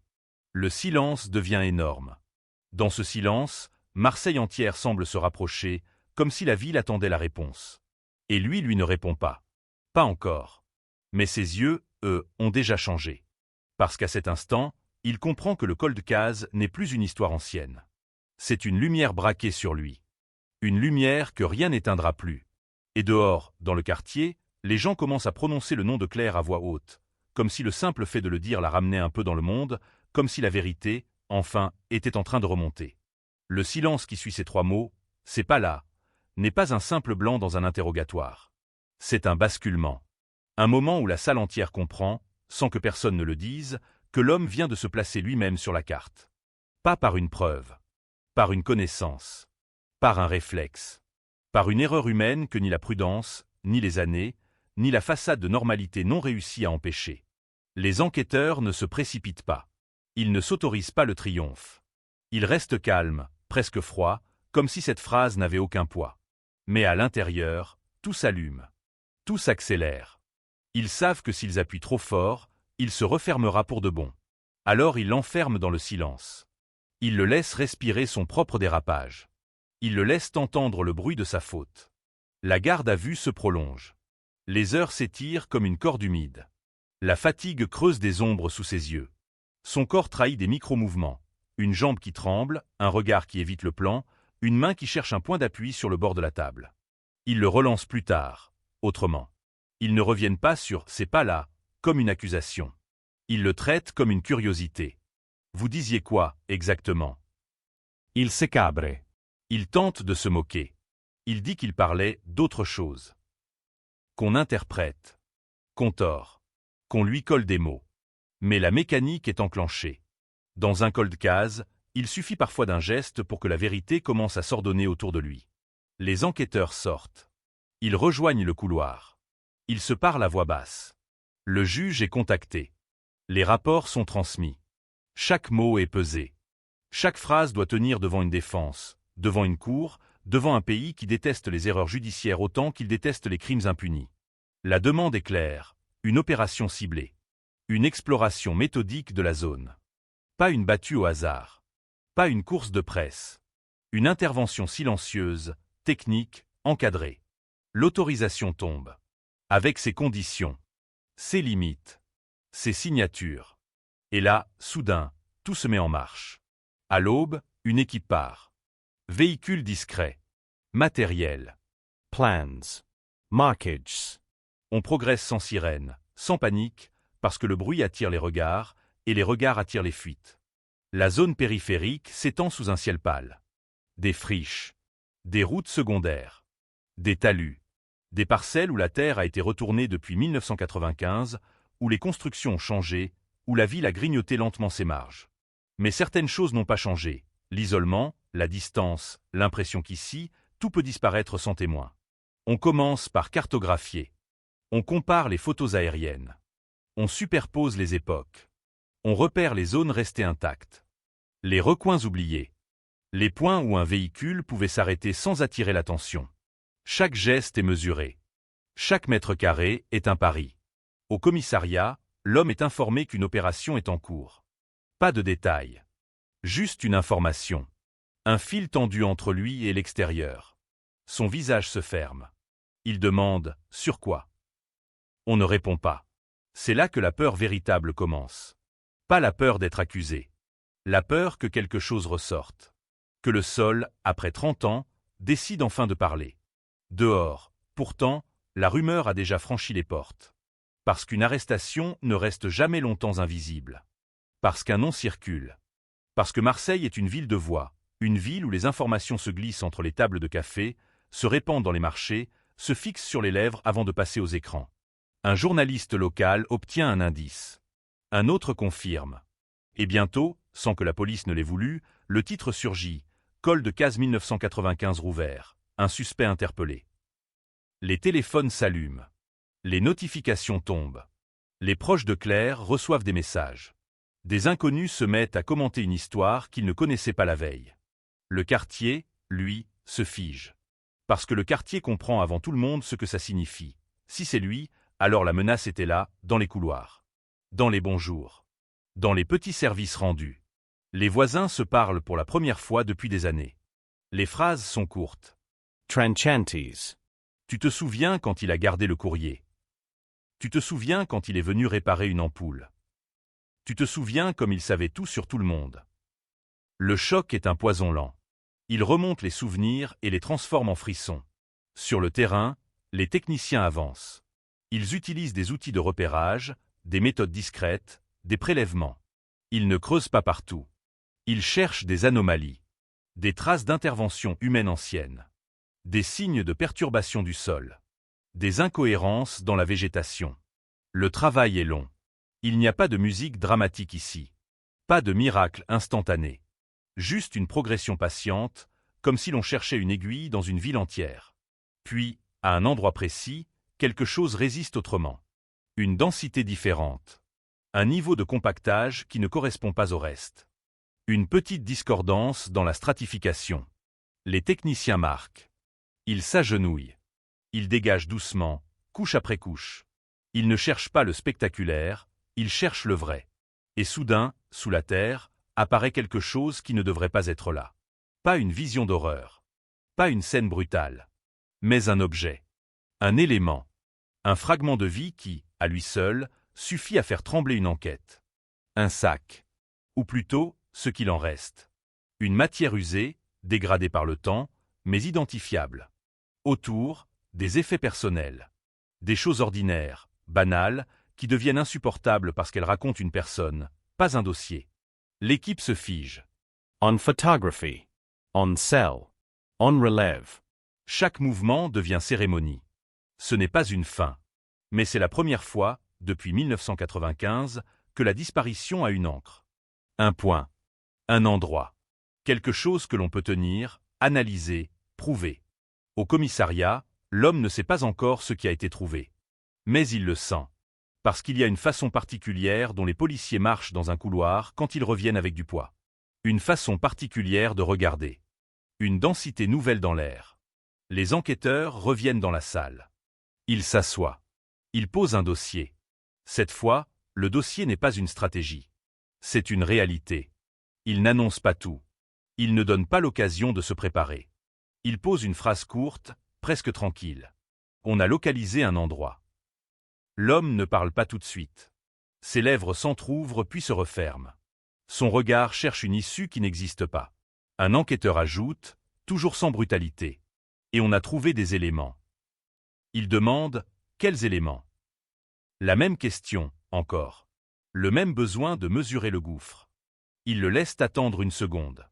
Puis il glisse une photo sur la table, retournée, comme une carte qu'on abat lentement.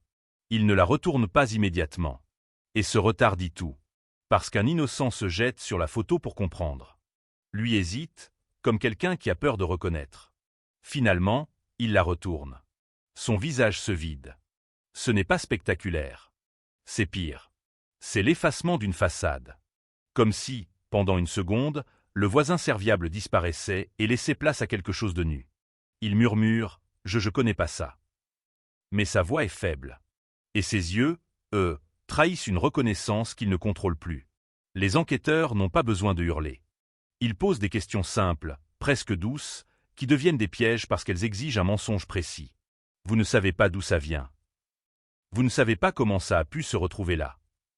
Vous ne savez pas pourquoi vous avez dit « c'est pas là ». Il tente de s'enfermer dans le déni. Mais le déni, face à un endroit réel, face à des éléments réels, perd sa force. La ville, dehors, explose médiatiquement. Les chaînes nationales reprennent. Les plateaux parlent. On prononce Marseille. On Pronounce, 1995. On prononce cold case élucidé, avant même que la justice ne l'ait écrit noir sur blanc. Dans le quartier, des caméras apparaissent. Des micros. Des questions. On demande aux voisins. Vous le connaissiez? Il était comment? Et la réponse, partout, est la même, comme une phrase maudite. Normal. Normal.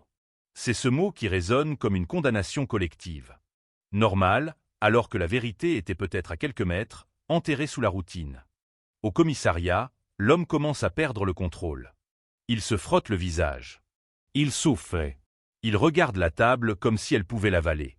Un enquêteur, voix basse, presque intime, pose la question qui, dans un cold case, finit toujours par tomber.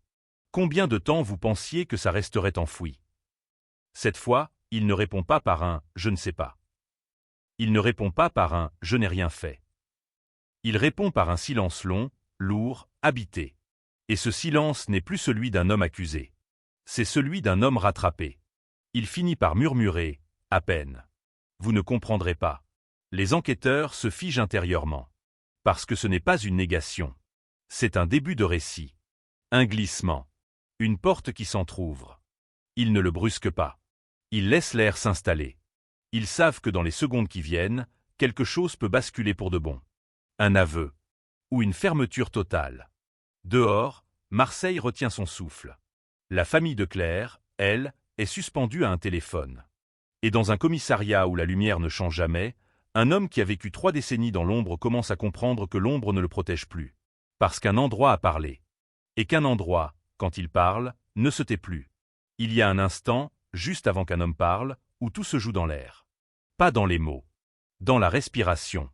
Dans le poids du silence. Dans cette seconde où l'on comprend que la vérité n'est plus une idée, mais une matière prête à tomber sur le sol. La salle est la même. Lumière blanche. Table froid. Chaises immobiles. Mais quelque chose a changé. La pièce n'est plus un décor, c'est un piège refermé. L'homme fixe la photo, puis la détourne, comme si regarder trop longtemps allait le brûler. Il avale sa salive. Il passe une main sur son visage. Ce geste-là, les enquêteurs le connaissent. Ce n'est pas un geste de quelqu'un qui cherche à se souvenir.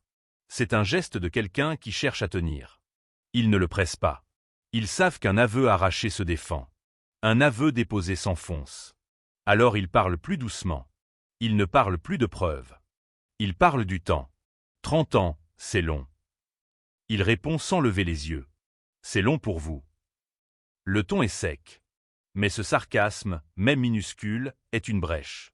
Parce qu'il vient de reconnaître qu'il y a un « vous » et un « lui », 2 camps, 2 temporalités. Et surtout, il vient de reconnaître que tout cela a duré. Un enquêteur le regarde calmement. Ça a duré pour elle aussi. Le nom de Claire n'est pas prononcé comme une arme. Il est prononcé comme un rappel. Un rappel qu'il n'y a pas qu'un dossier. Il y a une personne. L'homme tressaille à peine. Juste un clignement. Une micro-rupture. Puis il se fige à nouveau. Les enquêteurs déplacent la conversation comme on déplace un projecteur. Ils n'éclairent pas la violence, ils éclairent la logique. Ils parlent de l'immeuble, de l'escalier, de ces rencontres qui semblent banales à ceux qui les vivent, mais qui deviennent décisives quand on les regarde avec le recul. Vous la voyez souvent. Ils répondent, comme tout le monde. Et là, sans le savoir, il vient de dire la phrase la plus glaçante de toute l'affaire. Comme tout le monde. Parce que c'est exactement le cœur du choc. Le suspect n'était pas une ombre. Il était un visage familier. Un homme du décor. Un enquêteur se penche légèrement. Vous saviez qu'elle était seule. Il ricane, une fraction de seconde, puis s'arrête. Il comprend qu'il ne peut pas jouer à ce jeu-là. Pas ici. Pas maintenant. Il change encore.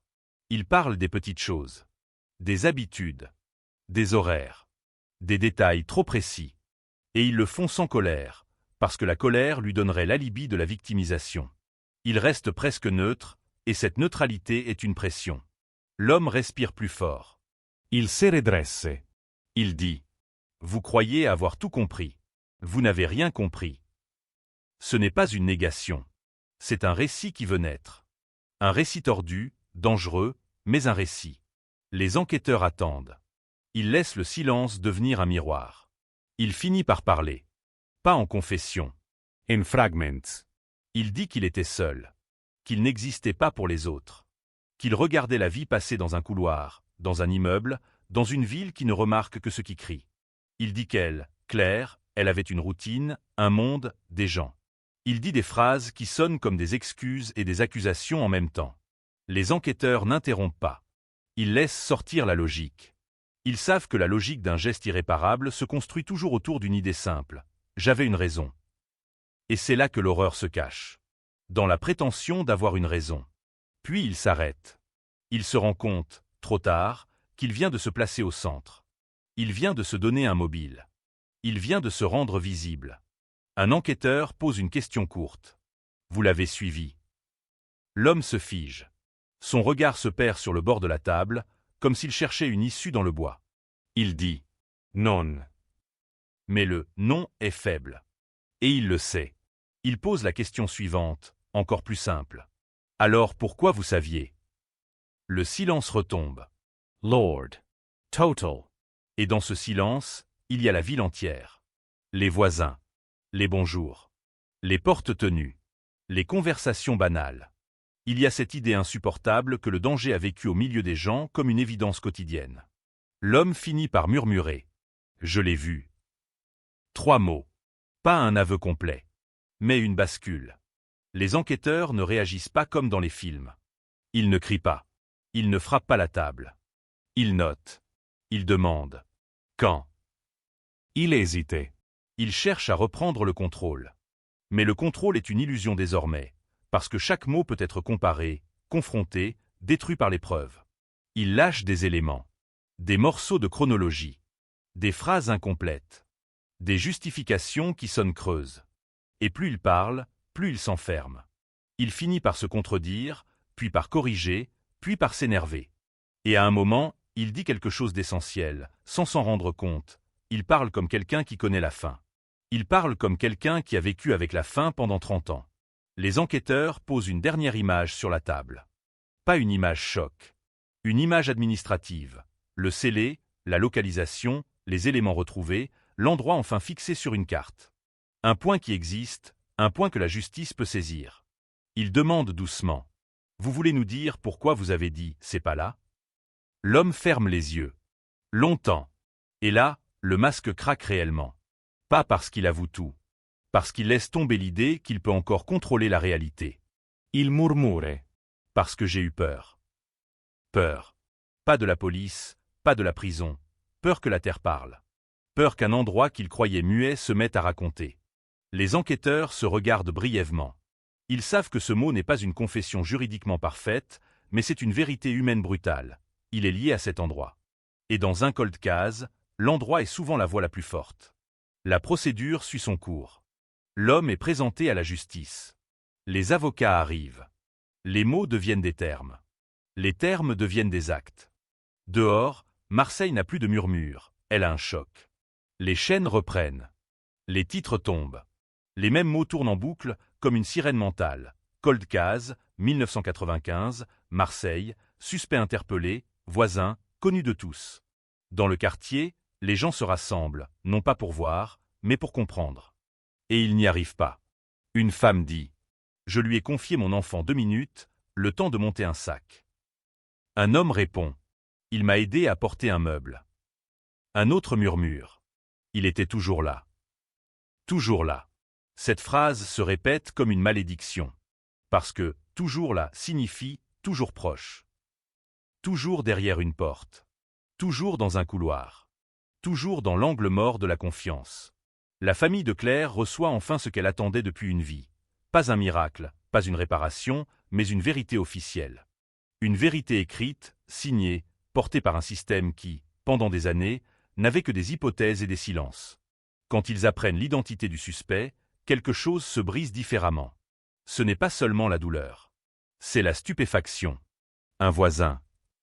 Le mot tombe dans la pièce familiale comme une pierre. Parce qu'un voisin, ce n'est pas un lointain inconnu. Un voisin, c'est la proximité. C'est l'ordinaire. C'est la sécurité supposée. Et ce renversement-là est presque plus violent que le crime lui-même. L'idée que le mal n'était pas au bout de la ville, mais à quelques marches. Les jours suivants, les enquêteurs continuent, parce qu'une affaire élucidée n'est pas une affaire digérée. Ils vérifient. Ils confirment. Ils recoupent. Ils consolident. Les analyses complètent ce que les années avaient laissé en suspens. Les témoignages prennent enfin leur place, parce que les gens, libérés par l'arrestation, osent dire ce qu'ils n'osaient pas dire. Les malaises, les regards, les détails. Tout ce qui semblait trop petit devient soudain cohérent. Et c'est ainsi que la phrase du titre devient une réalité nue. Le suspect était connu de tous. Non pas célèbre. Connu comme on connaît un visage de palier. Un visage qu'on ne questionne pas. La ville, elle, garde une cicatrice. Pas seulement celle de Claire. Celle de la confiance. Parce qu'après une histoire comme celle-là, on ne regarde plus un couloir de la même manière. On ne traverse plus un hall sans écouter. On ne confond plus politesse et innocence. Et l'ultime ironie, la plus cruelle, c'est que l'affaire n'a pas été résolue par un cri, ni par une course, ni par un coup de chance hollywoodien. Elle a été résolue par la patience. Par la science. Par un détail infime resté en sommeil. Par la certitude que le temps n'efface pas tout, il attend. Quand tout est terminé sur le papier, quand les dossiers sont mis à jour, quand les titres s'essoufflent, il reste ce qui ne part jamais, l'image mentale. Un escalier. Une lumière. Une porte. Une absence. Et au-dessus de tout, une question qui continue de hanter Marseille, même après l'élucidation, parce qu'elle touche à quelque chose de plus vaste que ce dossier. Combien de vérités dorment encore, juste derrière des visages familiers? Combien de monstres ont survécu simplement en étant normaux? Dans le quartier, le port continue de respirer. Les terrasses se remplissent. Les bus passent. La ville vit. Mais certains soirs, quand la lumière des lampadaires dessine des ombres trop longues sur l'asphalte, on entend encore le murmure du passé dans les cages d'escalier. Pas un murmure de légende. Un murmure de réalité.